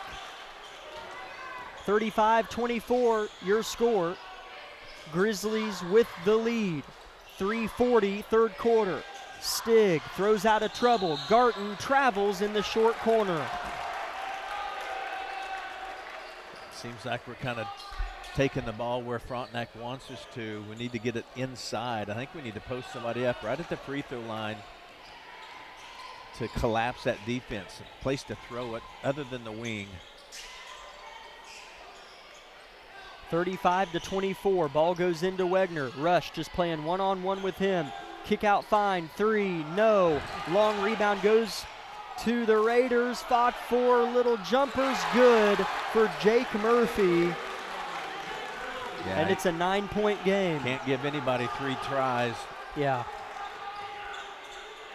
Got to screen out and rebound the basketball and crash the boards. Bates swerving, finding, Rush, finishing. Kagan Bates, oh my.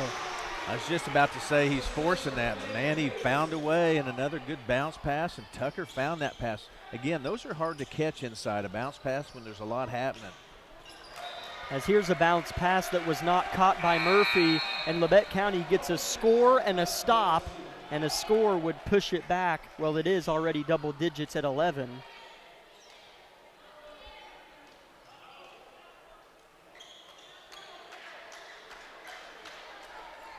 Couple subs for Coach Argabright. In the game is Nolan Nash, Kagan Bates, Cooper Leonard, Tucker Rush, and Jet Stig. So 2 bigs for Coach Argabright here. Leonard playing beyond the arc, though. He'll take a dribble, try to find. There's Rush, back to Nolan. Bates, left wing, a few dribbles in traffic. Still dribbling, still finding, shooting, missing. Jet Stig soars for the board and gets it. Kick out Bates. Faked on a 3. Nash pounds it in the paint. Floater missed, but he's fouled. Nice possession kept alive by Jet Stig. Yes, it was. That's a big deal. Getting those second opportunities to kick it out, get another look, drew a foul. All those kind of quiet hustles that don't really go in the book, whatever, are big, big deals. Nolan makes the first free throw. He had missed his earlier 2 free throws in the second quarter. 38-26 the score. Luke Sneed in for the Raiders in place of Jake Murphy.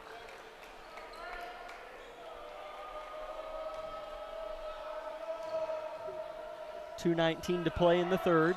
Nolan's second free throw is no good. Kind of left the free throw line when he shot it. And Frontenac has it down by 12. Again, the Grizzlies just need to really keep this intense defense up. Just so important. Coombs tries to adjust off the switch, and a foul called on Cooper Leonard, who was going for the block. And so Coombs will get a couple free throws here with 2 minutes even to play in the third period. Yeah, Labette County didn't communicate well off that screen. Yeah. That's what Coach Argabright was telling his boys. Yeah, if you're going to switch or not switch, you gotta talk it out there. You get a half a step behind, that's all it takes. Coombs missed the first free throw. Puts his right foot in front of his left, dribbles the ball a few times, spins it, flips it, and hits it. And it's an 11-point Grizzly advantage. With 2 minutes to play in the third quarter, Labette County has bested the Raiders by 1 point so far in the third quarter. Long pass, finds Leonard, worked back around the perimeter. Maddox Dewey in the game. Another skip pass, Bates, inside rush, a few feet from the hole, scores it. Yeah, gosh, what a nice game. What a complete game Tucker's having. Very efficient. He's only missed maybe 2 or 3 shots. He's got 12 points. Labette County up 13. Rush switches on the screen with Dewey. Finds Sneed.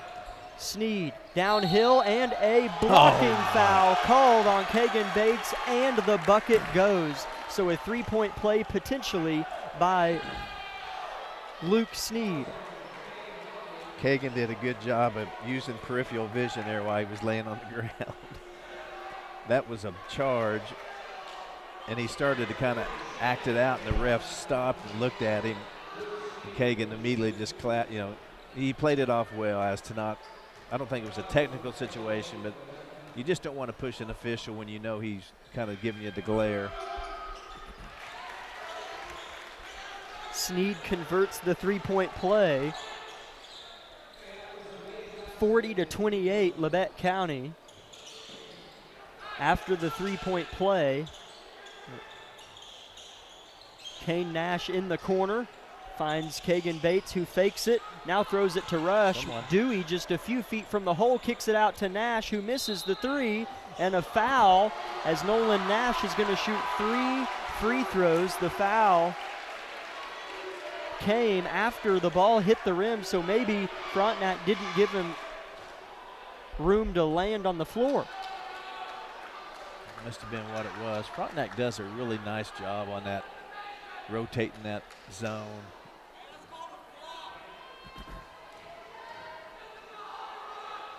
First free throw by Nash is no good. He'll get a couple more. The score is 40-30. There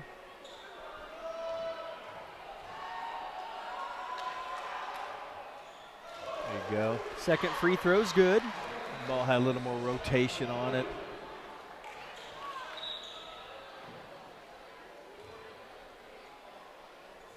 Substitution for the Raiders. Barcelona checks in.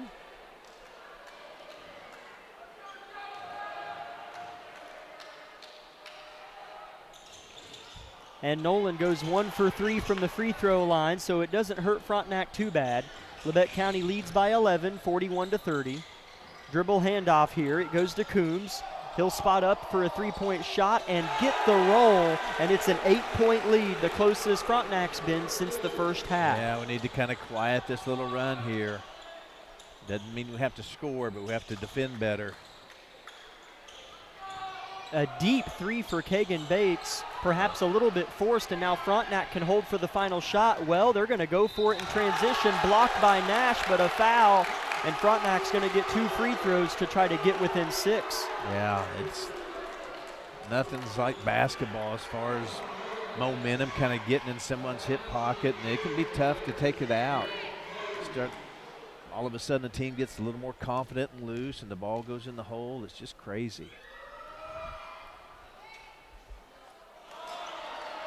First try rolls off as the vigor that was there in the first half has kind of gone away a little bit, as those high-intensity runs haven't happened in the third quarter.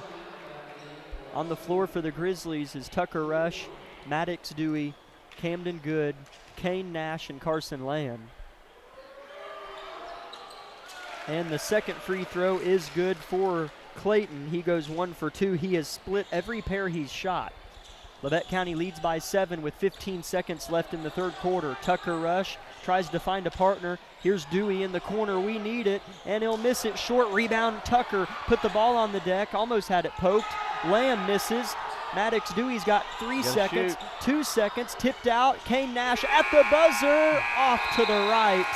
And at the end of 3 quarters, Frontenac ends up beating Labette County in the third quarter by 3 points to get themselves back within 7. Let's take a 1-minute break and come back with the fourth and final period from Altamont. It may not require a textbook, but it's filled with valuable lessons. It may not take place in a classroom, but it's an ideal environment for learning. It may not involve a diploma, but it can help prepare young people in Kansas for life. It's high school sports. High school sports can play a critical role in a student's overall education. In fact, studies show that students that participate in high school sports are more likely to enjoy greater levels of achievement in their academic lives. If you think high school sports are only about competition, think again. Better yet, think about attending a high school sporting event in your community. You'll be amazed by what you see. High school sports, a winning part of a complete education.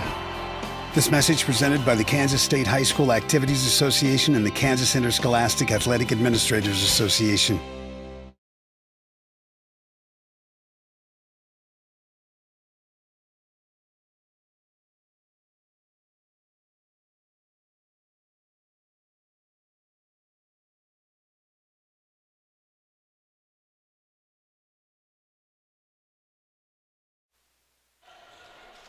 (41-34), Labette County leads Frontenac. The Raiders getting back in it. 7:40 to play in the ball game. Camden Good looks to drive, and a 3-second violation called on Labette County. And this has happened in the past. Labette County will look real good for a couple quarters, but then those other 2 quarters end up being the reason we lose. So let's really make sure that we can clamp down on that tonight. Yeah, and this might be the first time I've seen Kagan Bates not on the floor. So we'll see how someone's going to step up here.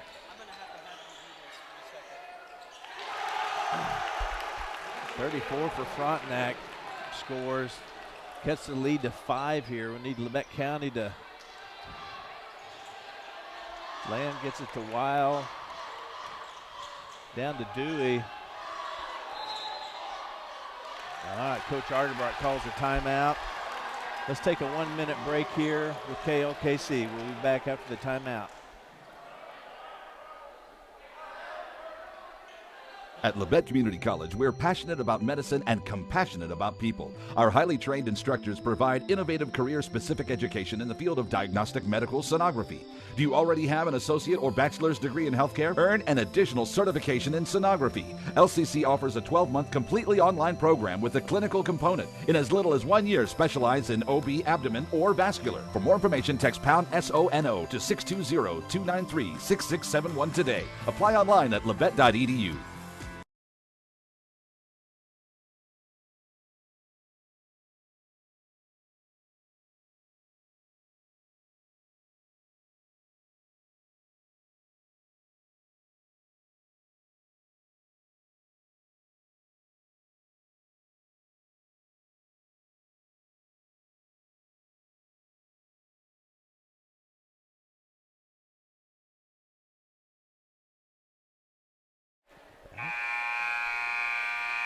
All right, Labette County leads Frontenac by 5 points with 7 minutes left in the ball game. and an entry pass is nearly intercepted by Drake Clayton, but Labette County keeps it. So Frontenac got within 5 while I was helping out or getting the live stream deal worked out a little bit. Kagan Bates looks to drive and a foul called. Almost wish that foul wasn't called. Kagan Bates was going to score with ease, but a foul called on Drake Clayton. Yeah, this is how basketball can go sometimes. You feel like a team gets a lead and then tries to sit on it or protect it, and then you kind of get in this funk. We need to keep attacking. What a find. Kagan Bates flips it out to Nolan Nash, who missed a 3 by an inch. 41-36, the score remains. Keep our defense intense, and if they score, fine, kick it in and go score. I feel like we've kind of lost that edge to want to attack. Wegner underneath, turns, fires, and misses. And now Frontenac, I mean, just all that just expectation for a possession to turn out positive is now all on Frontenac's side. And it happens that quick, it can dissolve. So we'll see how we respond here. I mean, first game of the year, we're going to face this kind of stuff for the next 10 weeks. So we'll either confront it and go after it, or let it kind of eat at us and lose a ball game.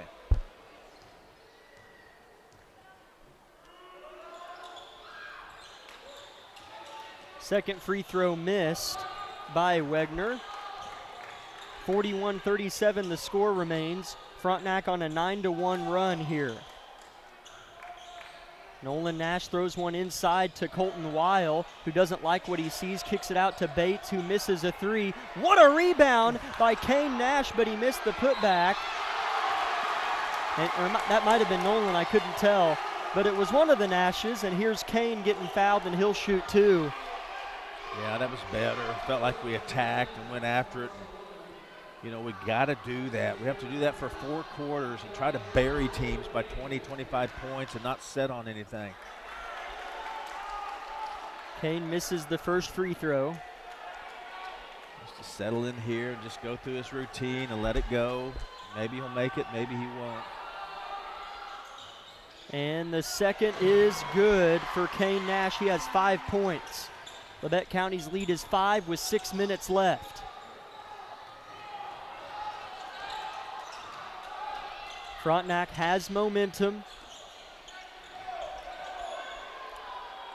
And the basketball. 5:50 left in the game. Right wing Clayton with the basketball. Labette County in a man-to-man. Wegner spins off his man and scores off the glass. Stayed with it. I liked our defense there. They just got a good look. Looked like we stepped it up and picked him up full court man-to-man. We got to do that. Underneath is Cooper Leonard. He's stripped of the basketball, but Bates has it. Kick out Nolan Nash. Head fakes on a 3 and is body bumped and fouled. Just 2 team fouls for each team. That's one of those deals that some college players amaze me. When they're behind the arc and they know they get fouled, they just kind of pretend to shoot, just kind of flip the ball and hope they can buy 3 free throws. You can't even think about that. It just has to be a reaction. Jake Wegner, the Frontenac big, has slowly hurt us in this second half. 8 points for him just in the second. Labette County leads by 3 now. 5 minutes to play. Nolan Nash looks for a driving lane, finds one but misses the layup, gets his own rebound. The putback's missed and out off Labette County, and it'll go to the Raiders with 5 minutes to play. Man, we are missing some little bunnies. I mean, we're trying our best. I'm not arguing the effort. I like that possession, actually. We had 2 really good looks at just an easy bucket. So back to defense. Kagan Bates giving the ball handler Mirando all he can want, and he is bailed out by a timeout from his head coach. So with 4:50 left in the game, Labette County leads 42-39. Let's take a 30-second break here on KLKC. In 2003, Tank Connection founders envisioned a Southeast Kansas-based company dedicated to innovating bolted storage tanks, offering superior products and services through a customer-focused team. 2 decades later, and products in 64 countries and on 6 continents, this vision endures. Tank Connection employee owners are dedicated to a future where their shared purpose brings empowered realities to as many lives as possible.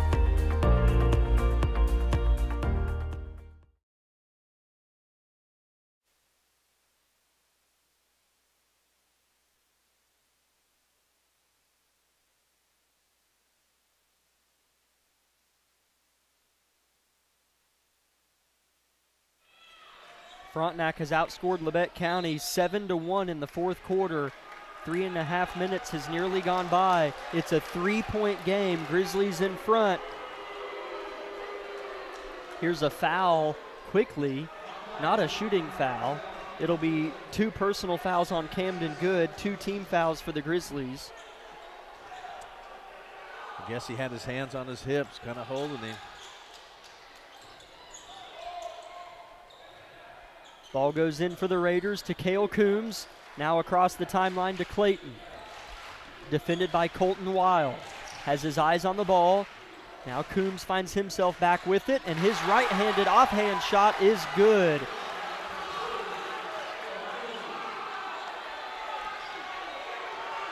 Got to turn our focus to the game. Can't get frustrated with the refs if they do or don't call them. We got a ball game here. Bates, a floater, missed it short, tipped out. Bates fights for it and throws it off of Coombs, and it'll stay with the Grizzlies. It's now a 1-point Grizzly lead with 4:11 to play. Yeah, it's a great effort there late by Bates.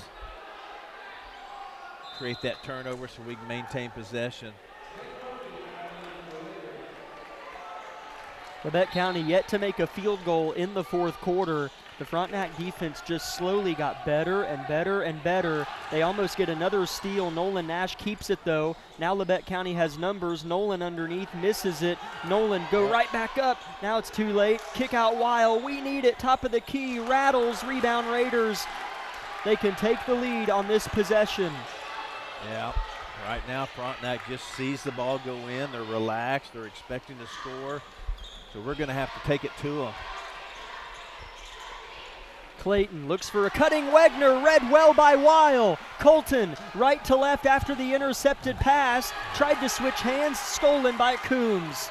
Frontenac now looking left to right. Cross paint pass, Clayton looks to drive, step back for the lead, no. Rush is called for a foul, and that'll be the 3rd team foul on Labette County. Him and Wegner were going for the rebound together. Yeah, I'm afraid on that last fast break it wasn't there. We kind of forced it. If we got numbers, we need to push the ball. If we don't, we need to walk it up with the white jerseys or you know, just kind of slow it down. Right now, I feel like Labette County's pressing. We're a little frustrated. It's really flipped here. One possession at a time.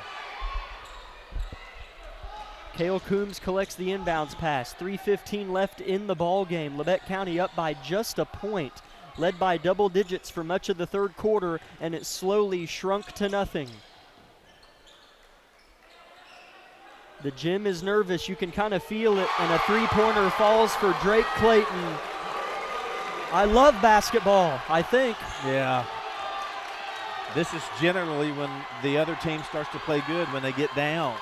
So hopefully we follow that.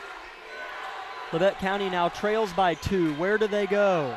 2:45 left in the game. Here at home, Bates flips it to Nash. That's about all that's there right now. And now a blocking foul called on Frontenac.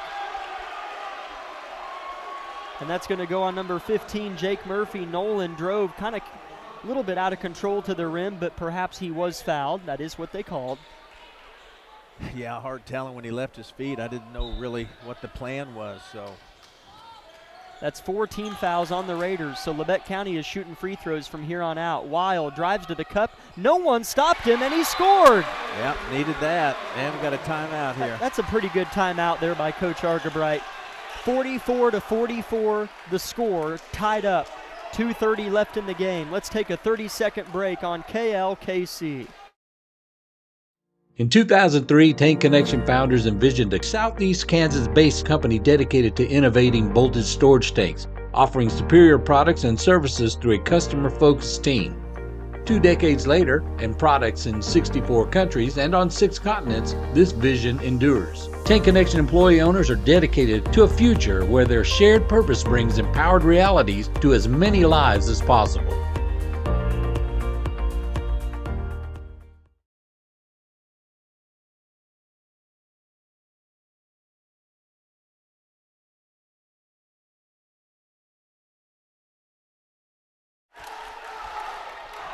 $44-all is your score here in Altamont. What a good ball game to open up the basketball season.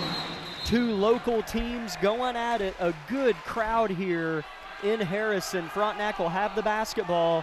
How you feeling over there?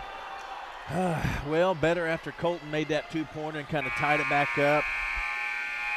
Again, need to rely on an intense defense and just an attacking offense. So I'd like to see some transition points in the next couple minutes too. So Raiders with it in black uniforms, Labette County in white. Left to right, Raiders. Barcelona, dribble handoff, Clayton. Kagan eyeing him down. Now they switch off the switch. Wegner, left wing, Barcelona, top Coombs. Between the rings, pulls up, jumper, tough one, missed it. Rebound, Tucker Rush, throws it to Nolan Nash. Labette County with the ball, tied game. Nolan throws it to the corner to Carson Lamb. Drives, finds Kagan, head fake, kick. Weil wants a 3, missed it off the heel. Don't foul, rebound Wegner. Gosh, here we go. Now Frontenac wants a 3, missed it short, rebound Colton, and he's fouled. And that will be 2 free throws for Colton Weil at the other end. Yeah, that was an obvious foul right there. I mean, maybe a good one. He was going for the ball, but see what we can do here. I mean, yeah, there's nothing like basketball. It's like a 10 to 14 point lead. It's not nothing because it's a lead, but man, I know it's not much. Colton's first free throw is good. Big time shot by Weil. It's like if you lead by 10 and go on a 6-0 run, that's a big lead. But if the other team goes on a 6-0 run, it's really not a lead. It's just a game of runs. Yeah. Right here, we need a turnover. Colton makes the second free throw as well. Labette County leads by 2. What a response. Colton Weil heading off the charge. No one stops Wegner. I mean, nobody. But he missed the layup. Oh, man. Coach Argebright can't be too happy with his boys' defense, albeit that Wegner missed the open layup. So Labette County with the ball. No, they throw it away and a foul on Labette County. So, man, Labette County got an early Christmas gift from Jake Wegner missing the layup. Had the ball, fresh shot clock, up by 2, and then they throw it away and then foul the Raiders. So that's the 4th team foul on Labette County and the 4th foul on Nolan Nash. Yeah, we keep trying to throw over the top of that little half-court press. Frontenac with it. Labette County, if they foul, it's free throws for the Raiders. Barcelona near side in front of the bench. Intercepted pass, Colton Weil again. They were looking inside for Jake Wegner, and Weil read it like a book. Labette County now, 60 seconds left. 60 seconds left in the game. Up by 2 with the ball. It looked like the Raiders were going to intercept it. I think that's what you meant by that. No, it's all right. Bates with a bounce pass to Nash. 15 seconds on the shot clock. Bates, the senior leader, drives. And a foul away from the ball called on Cale Coombs. So 2 free throws for, or must have been on the ball. Bates, yeah. Okay, yeah. Kagan Bates is going to shoot 2 free throws. Yeah, this is tough sport where a team wants to slow it down, but you can't get defensive. It's hard to say. Bates buries the first free throw, the senior with 1 more coming.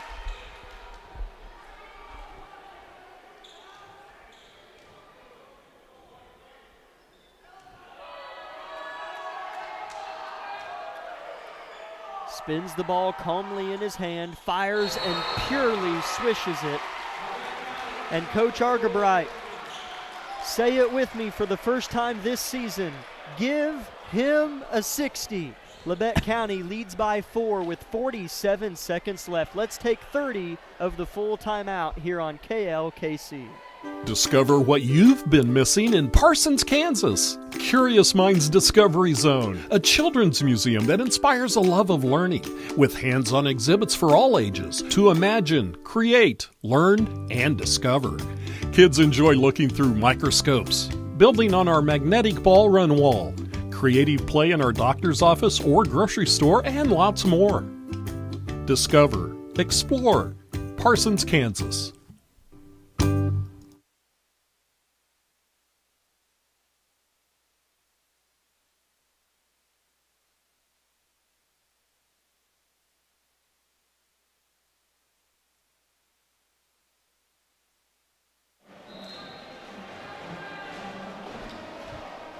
(48-44). Labette County leads on the back of 2 made free throws by Colton Weil and 2 made free throws by Kagan Bates after a couple big defensive stands, one of which was an intercepted pass by Colton Weil. Frontenac with it. If they go empty on this possession, that's when it hurts. They need to score here.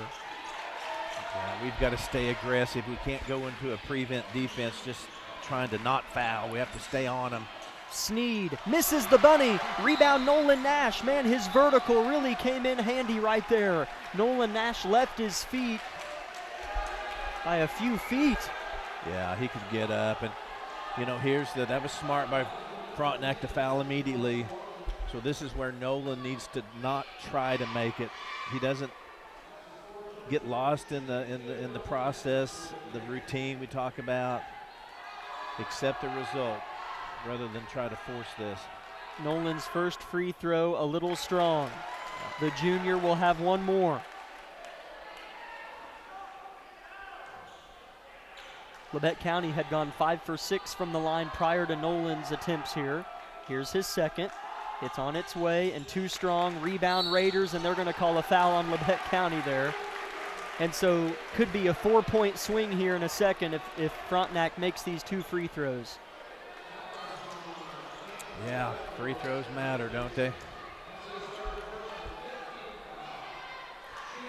They called it on Colton Weil, or no, Camden Good, sorry, his third. 2 free throws here for Luke Sneed, with Frontenac trailing by 4 with 28 seconds left. Sneed's first free throw is no good, died off the front rim. Kagan Bates and Kane Nash check in for Camden Good.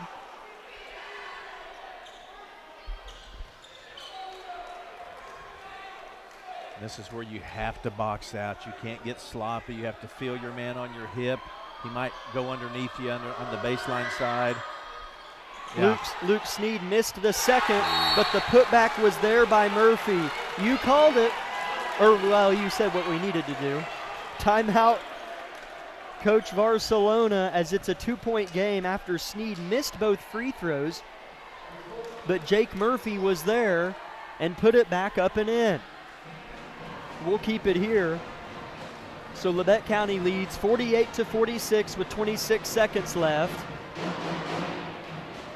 Nolan Nash missed 2 free throws, but Frontenac missed theirs, but then a putback goes down for Murphy. So a couple opportunities there to have the ball up by 4 with under 30 to play, and Labette County failed to make it happen. But they will have possession, and step one is getting the ball inbounds. Yeah. I mean, you got to put that behind you. Just little things like that lead the basket. So next thing up, you know, what do we do here?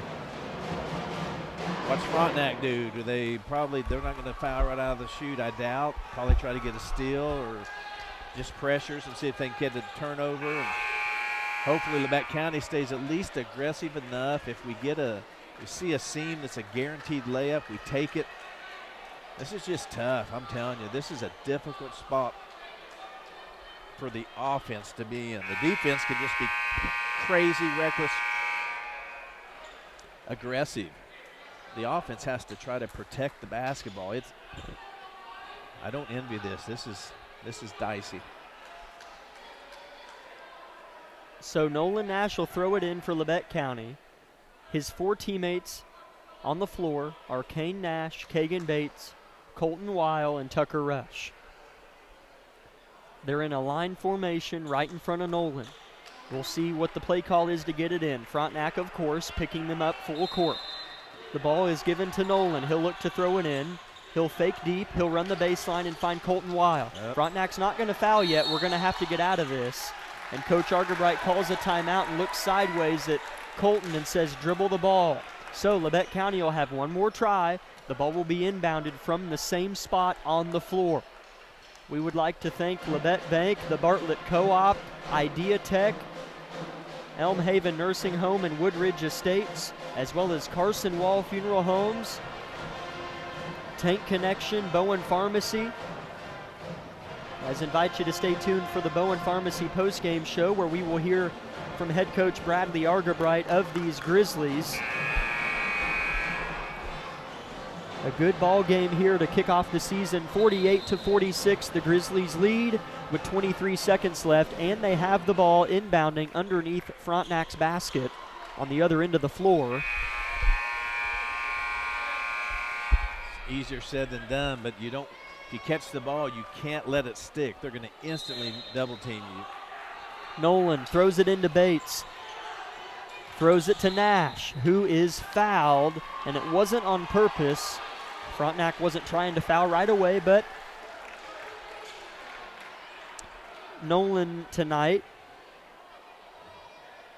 is just 2 for 9 from the free throw line.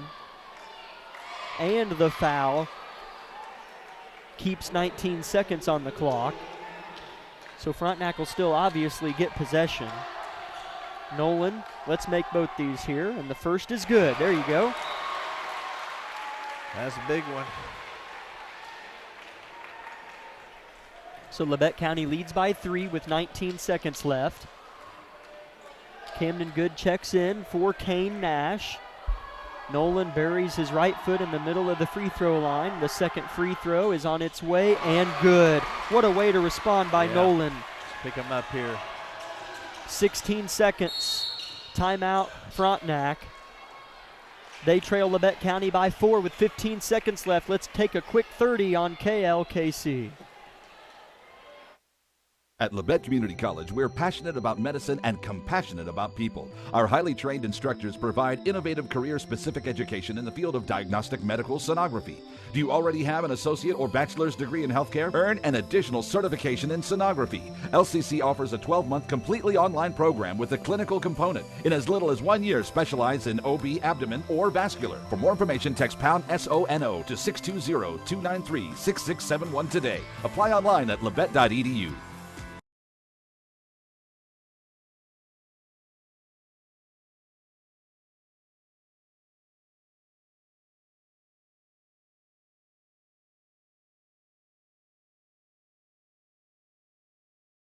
We welcome you back to Altamont, Kansas, where Labette County leads Frontenac by 4 with 15 seconds left. The Raiders throw it in. They're looking to get 2 points, and Clayton is called for a charge.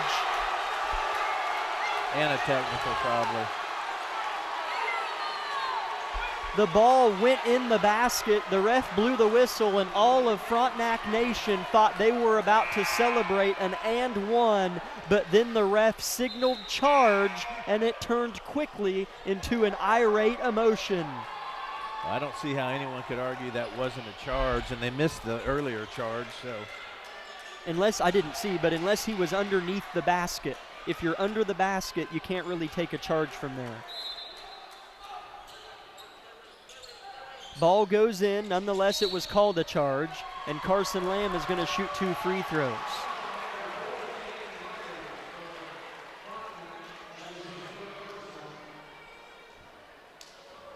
Yeah, we'll just have to see. Without that circle, that semicircle, that's kind of hard for a ref to even call that in high school. Carson Lamb's first free throw is good.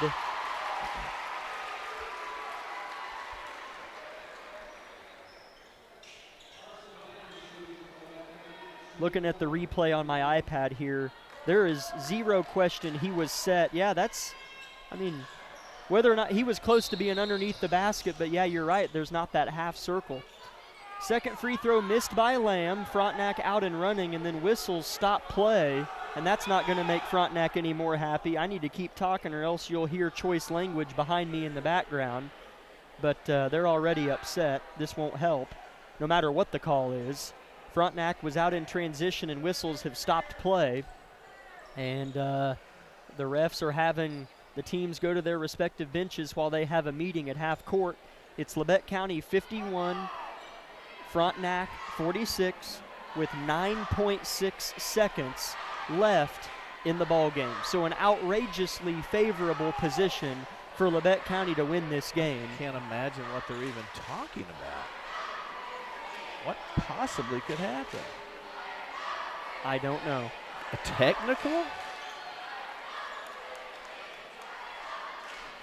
Well, I retract the statement of outrageously favorable position for Labette County, and I now downgrade it to pretty favorably positioned for Labette County to win.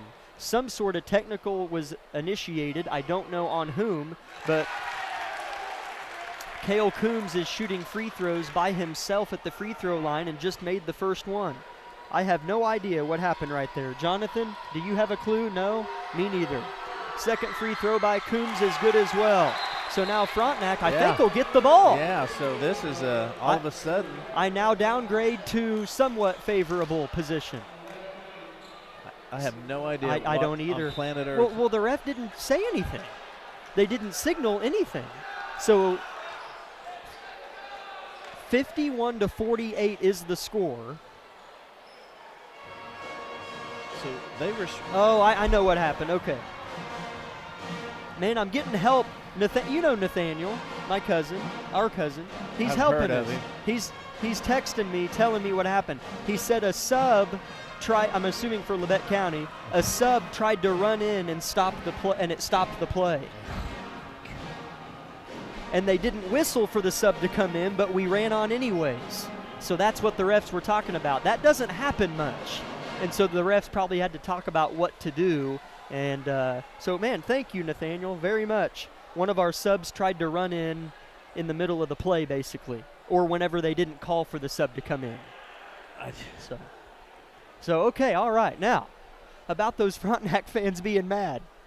They're anxiously not mad anymore. Still down by 3, but I thought that was going a different way. 51-48, Labette County leads, but now playing defense after the bench technical, we'll call it. 9.6 seconds remain. Only basketball I know. Can give me this feeling. A minute takes 2.5 hours. I don't even want to tell you what I think's going to happen.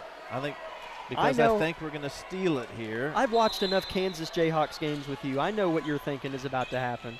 Ball goes into Wegner. Labette County electing not to foul, and then he's fouled on a three-point shot, and Jake Wegner is going to get three free throws here to try to tie this ball game with 6.4 seconds left. I mean, here we go. Unless we don't box out on the third one. I mean, he's 3 for 6 from the line tonight and now has to make 3 straight. His first free throw is no good with 6.4 seconds left in the ball game. Not out of it yet, not even close. Yeah, I mean. Second free throw for Wegner is on its way. Good. So he's going to look over here at Coach Barcelona to see what he wants him to do. Does he want him to miss it on purpose or make it? I can't tell what they agreed upon. Well, and I don't know, again, we have to, and I know we know that, but be intense. Yeah. He misses it, and then it's a lane violation because he crossed the line too quick. So it'll be Labette County ball with 6.5 seconds left. Not over. Grizzlies lead by 2. Nolan Nash cannot run the baseline. He gets the ball from the official, looks to throw it in. No one's there. Throws it into Kagan, nearly out of bounds, and he is fouled by the Raiders with 4.8 seconds left. Labette County leads by 2. So 2 free throws all but ends it. One does not. Man, I'm If this smart. is how it's going to be for the next 13 weeks, I won't make it. Way too much stress. Well, Jonathan, you're on call. Bates' first free throw of 2 is good. Yeah, that was big from our senior leader. Got to be smart here, especially if we make. Let them shoot.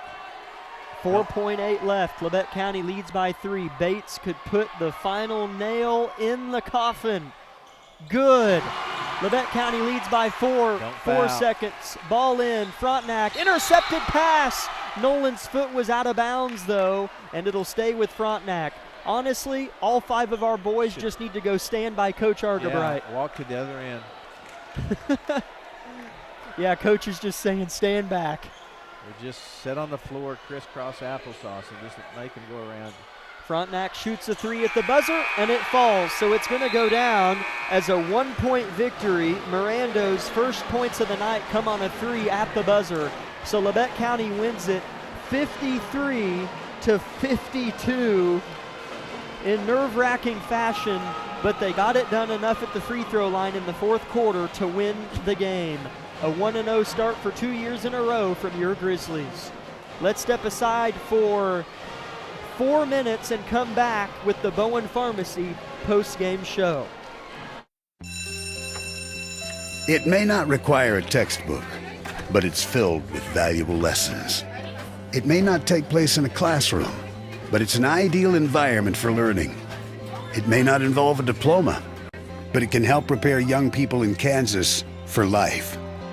It's high school sports. High school sports can play a critical role in a student's overall education. In fact, studies show that students that participate in high school sports are more likely to enjoy greater levels of achievement in their academic lives. If you think high school sports are only about competition, think again. Better yet, think about attending a high school sporting event in your community. You'll be amazed by what you see. High school sports, a winning part of a complete education. This message presented by the Kansas State High School Activities Association and the Kansas Interscholastic Athletic Administrators Association. In 2003, Tank Connection founders envisioned a Southeast Kansas-based company dedicated to innovating bolted storage tanks, offering superior products and services through a customer-focused team. 2 decades later, and products in 64 countries and on 6 continents, this vision endures. Tank Connection employee owners are dedicated to a future where their shared purpose brings empowered realities to as many lives as possible.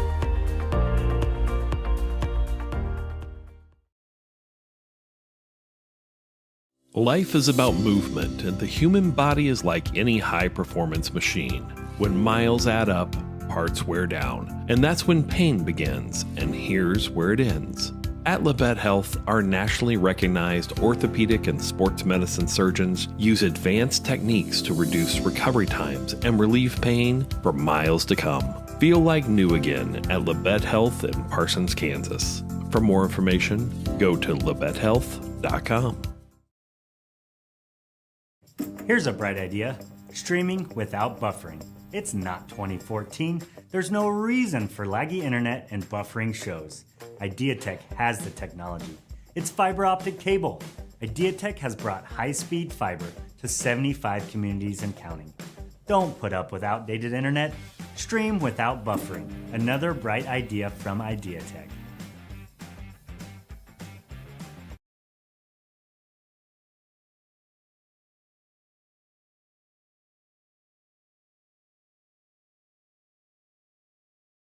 V93.5 is your home for the best variety of the 80s, 90s, and today. Get your day started with the Anna and Raven Morning Show. You're the judge. During couples court, the couple share their disagreement, and then you decide who's right. Think you know pop culture trivia? It could pay off, and you score the cash jackpot when you play Can't Beat Raven. Krause in the House gets you home every weekday afternoon starting at 2. Stream us anytime, anywhere at klkcradio.com. With many years of combined experience, Eye Care Associates of Parsons has set the framework in providing comprehensive eye health examinations for all ages and routine vision care for families throughout the four-state area. Our optometrists and staff provide remarkable care with state-of-the-art technology to help with diagnosis and management of eye health conditions. Give us a call or visit our website to schedule your next eye exam. Eye Care Associates of Parsons. Experience modern eye care. It's easy to spot people who participated in high school sports and activities. Right on time. They learned important lessons like leadership, teamwork, respect. Hey, our meeting moved to 10. We'll be ready. Values that last a lifetime. We need to focus on 3 factors.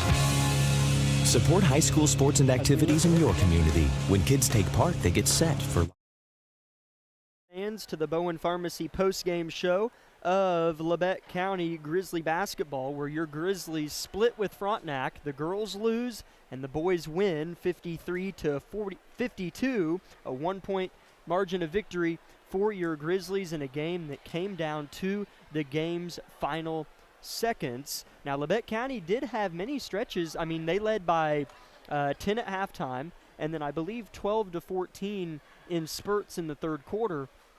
But Frontenac's comeback was just kind of one of like, hey, wait a minute, like, we're only up 7. Hey, wait a minute, we're only up 4. And then Frontenac went up by a couple. So it was just kind of this slow regression of Labette County and this slow coming forth of Frontenac that made it a game late. Yeah, it seemed to me like Frontenac stayed patient. They stayed in the same defense all night and played well, actually. We scored, of course, and had, especially the first half, when it seemed like we were just playing so loose and athletic, transitionally and moving the ball. But later on, we got to where we were having a hard time getting the pass from the top to the corner and back, and they disrupted it and took it away from us multiple times. So they didn't change their game plan, and they just chipped away, and waited on us to cool down, and we did. And then once that happened, momentum kicks in, and when that happens in sports and someone kind of gains the energy and the kind of the bounce in their step, it's difficult to turn that back around. So credit to Frontenac for that. So, and I don't know the answer. I mean, I know we played as hard as we could in the second half, but it did feel like a little different step or energy on from our side on that second half as it did in the first half. In the fourth quarter, Labette County only made 1 basket, but they went 10 for 13 from the free throw line. And, I mean, that's one of those deals where you look at it, and if the number I just wrote down doesn't say 10 for 13 from the free throw line and it says 5 for 13, we don't win. More than likely anyways, mathematically. So being able to knock down free throws late. Nolan Nash missed 2 free throws late in the game, got fouled again, and made both of them. Yeah. Then Kagan Bates made the 2 that ended and sealed the game. So that was a big deal down the stretch. Tucker Rush led Labette County in scoring, but was held scoreless in the fourth quarter. He had 12. Nolan Nash and Colton Weil each had 8. Cooper Leonard had 6, all in the first half. Kagan Bates had 7. He went 5 for 6 from the free throw line. Carson Lamb had 4. Maddox Dewey had 2, and Zane Garton had 1. Kane Nash had 5 as well. And for Frontenac, Coombs had 12. I'm going to have to add this up here for a little bit. Clayton had 11. Mirando had 3. Sneed had 6. Wegner had 8. Felt like he hurt us worse than that. Yeah. Their big man. He missed a couple free throws there in the fourth quarter. Murphy had 6. Ingeldi, I hope I'm saying that right, had 4, and Martinez had 2. At halftime, it was Labette County 30, Frontenac 20, before the Raiders went on that 5-0 run in the closing seconds of the second quarter to make it a 10-point game at halftime. And then in the second half, Labette County was outscored by 9, 23-32, but they were able to hang on by a point to win 53-52. We look forward to being joined by head coach Bradley Argabright here shortly. It's a little bit quicker for us whenever we need a restroom break to use the restrooms down in the football locker room and go out the side door here. And I was doing that during our post-game break, and I could hear the boys in the locker room doing their post-game celebration, where they all bang their hands on the lockers and then yell a battle cry or whatever. And so, I mean, you know, even if you didn't have a great second half, you only win by a point, a technical because of one of our players running on when he wasn't supposed to and giving Frontenac a chance to tie or win the game, it still shouldn't take away from how you celebrate and from how you savor a victory, because they're not easy to come by, and Frontenac's a pretty good team. Yeah, and, you know, this has been such a blitz for most of these kids. Oh. I mean, they took their football helmet off and put on their basketball jersey. I mean, some of them wore both in the same day for a week, and then splash, here you are, and then basketball competition right off the bat. So I think this group, if we can kind of muscle through the next couple weeks, they badly need a mental, emotional, and physical break from just – they were in those intense football games, and then bam, into this. There's a lot to be said about that, but it's exhausting. Next week, you go to Towanda Tuesday night, host Mulvane, travel back to Towanda to play Wichita Collegiate. And a week of break is not in front of us, but there is so much truth in what you say. You make a deep football run, it's a great thing, but you're looking at overlapping with basketball and just the mental, aside from the exhaustion mentally and physically, the switch that has to be flipped mentally and physically. You go from playing football to playing basketball. You go from being so 100% mentally invested and then losing at the end of your football season to switching to, I got basketball practice after school. I have to go make a free throw. What's that? Yeah, I have to play defense. So many things. So I'm curious to kind of see what Coach Argerbright says kind of about that transition and how that was for him. I mean, goodness, you talk about exhaustion. Yeah, because he'll leave here and they'll watch film. He'll watch some of it tonight. You watch. And so it's nonstop for coaches. And then they're looking at the next opponent, trying to break down film. So, speaking of Coach Argerbright, here he comes. And so we'll step aside for 1 minute and have the head man here in a moment on KLKC. It's easy to spot people who participated in high school sports and activities. Right on time. They learned important lessons like leadership, teamwork, respect. Hey, our meeting moved to 10. We'll be ready. Values that last a lifetime. We need to focus on 3 factors. Support high school sports and activities in your community. When kids take part, they get set for life.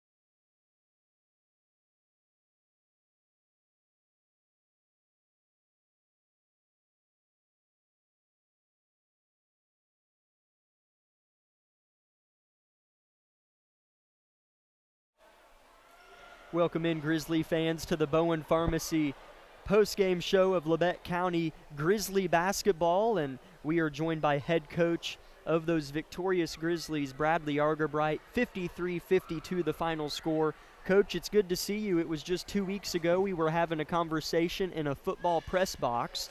By the way, congrats on a great football season and 4A. I know you don't want me to say this, but this is your 4A Coach of the Year in football in the state. Congratulations. So well-deserved on that, Coach. Thank you. And thanks for coming up, and good win tonight. Yeah, thank you. You know, first off, I'm going to tally off of football. Just haven't quite got over it yet, honestly. But just a big thank you to the whole community. Our players, our staff, family, just a lot of people, a lot of background people that did a lot of things for us this season. It's a whole program award, a whole community award really to me, so couldn't be done without anyone else. So just really proud to be a Grizzly, and it was just a great season, and just proud of that award and to bring that back to Labette County High School. So a great game tonight. I really thought we played with great effort, especially on the defensive end.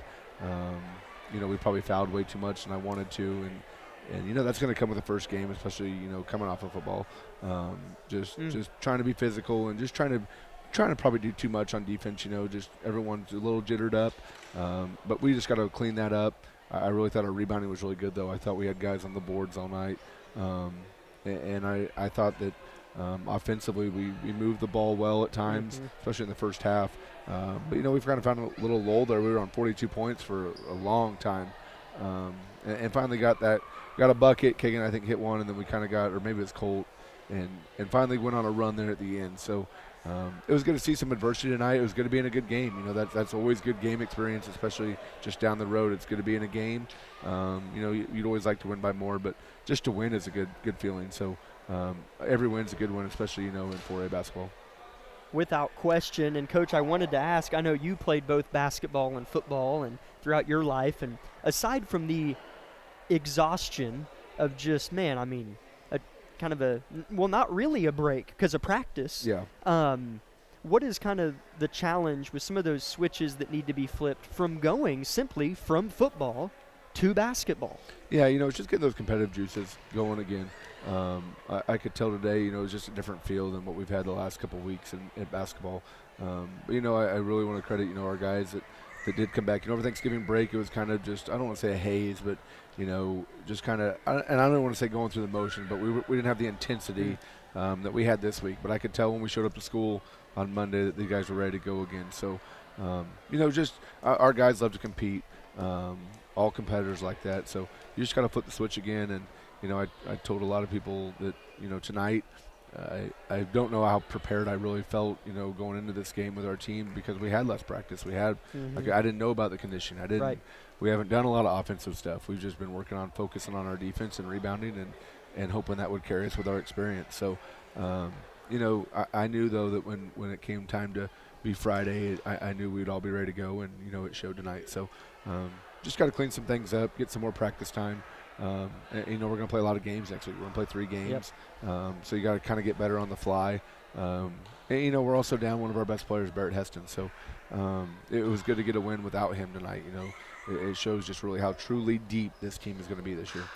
As that was something that we noticed that even just took me aback. I knew we were deep, but, you're deep, really deep. Yeah.